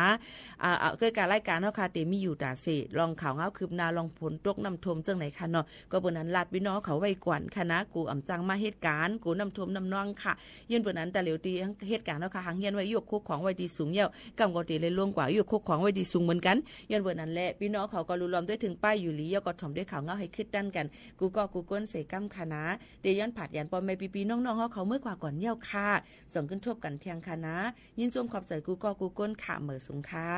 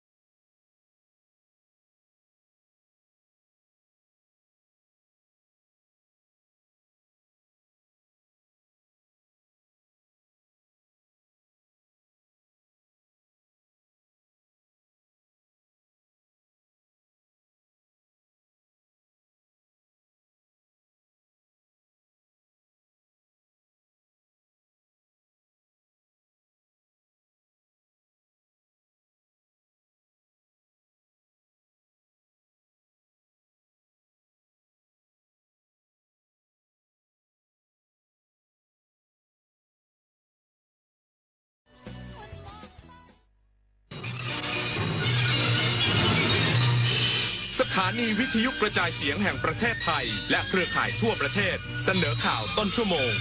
รู้เร็วรู้จริงเกาะติดทุกสถานการณ์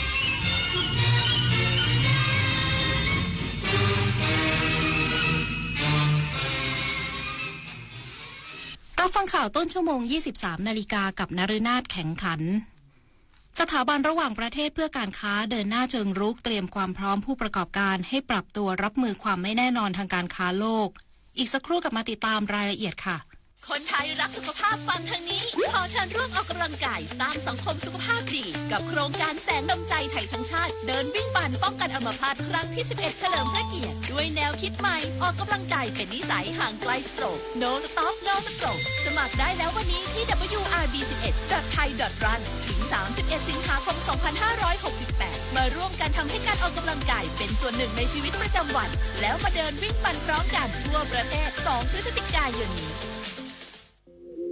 อาชญากรรมออนไลน์ความท้าทายและโจทย์ใหญ่ของประชาคมอาเซียนที่ต้องผนึกกำลังกันรับมือภัยไซเบอร์ในภูมิภาคผ่านกรอบความร่วมมือสู่โรดแมพ 4P Preventing ป้องกันการแทรกซึมขององค์กรอาชญากรรม Pursuing นำคนผิดเข้าสู่กระบวนการยุติธรรม Protecting ปกป้องเหยื่อและกลุ่มเปราะบาง Promoting เสริมพลังความร่วมมือทุกระดับร่วมสร้างภูมิภาคที่ปลอดภัยไร้พรมแดนและเข้มแข็งไปด้วยกัน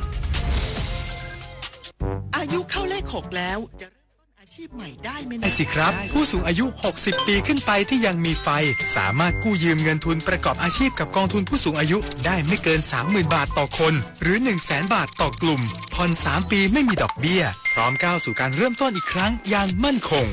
ดีจังเลยแบบนี้จะได้เปิดร้านเล็กๆอย่างที่ฝันไว้สักที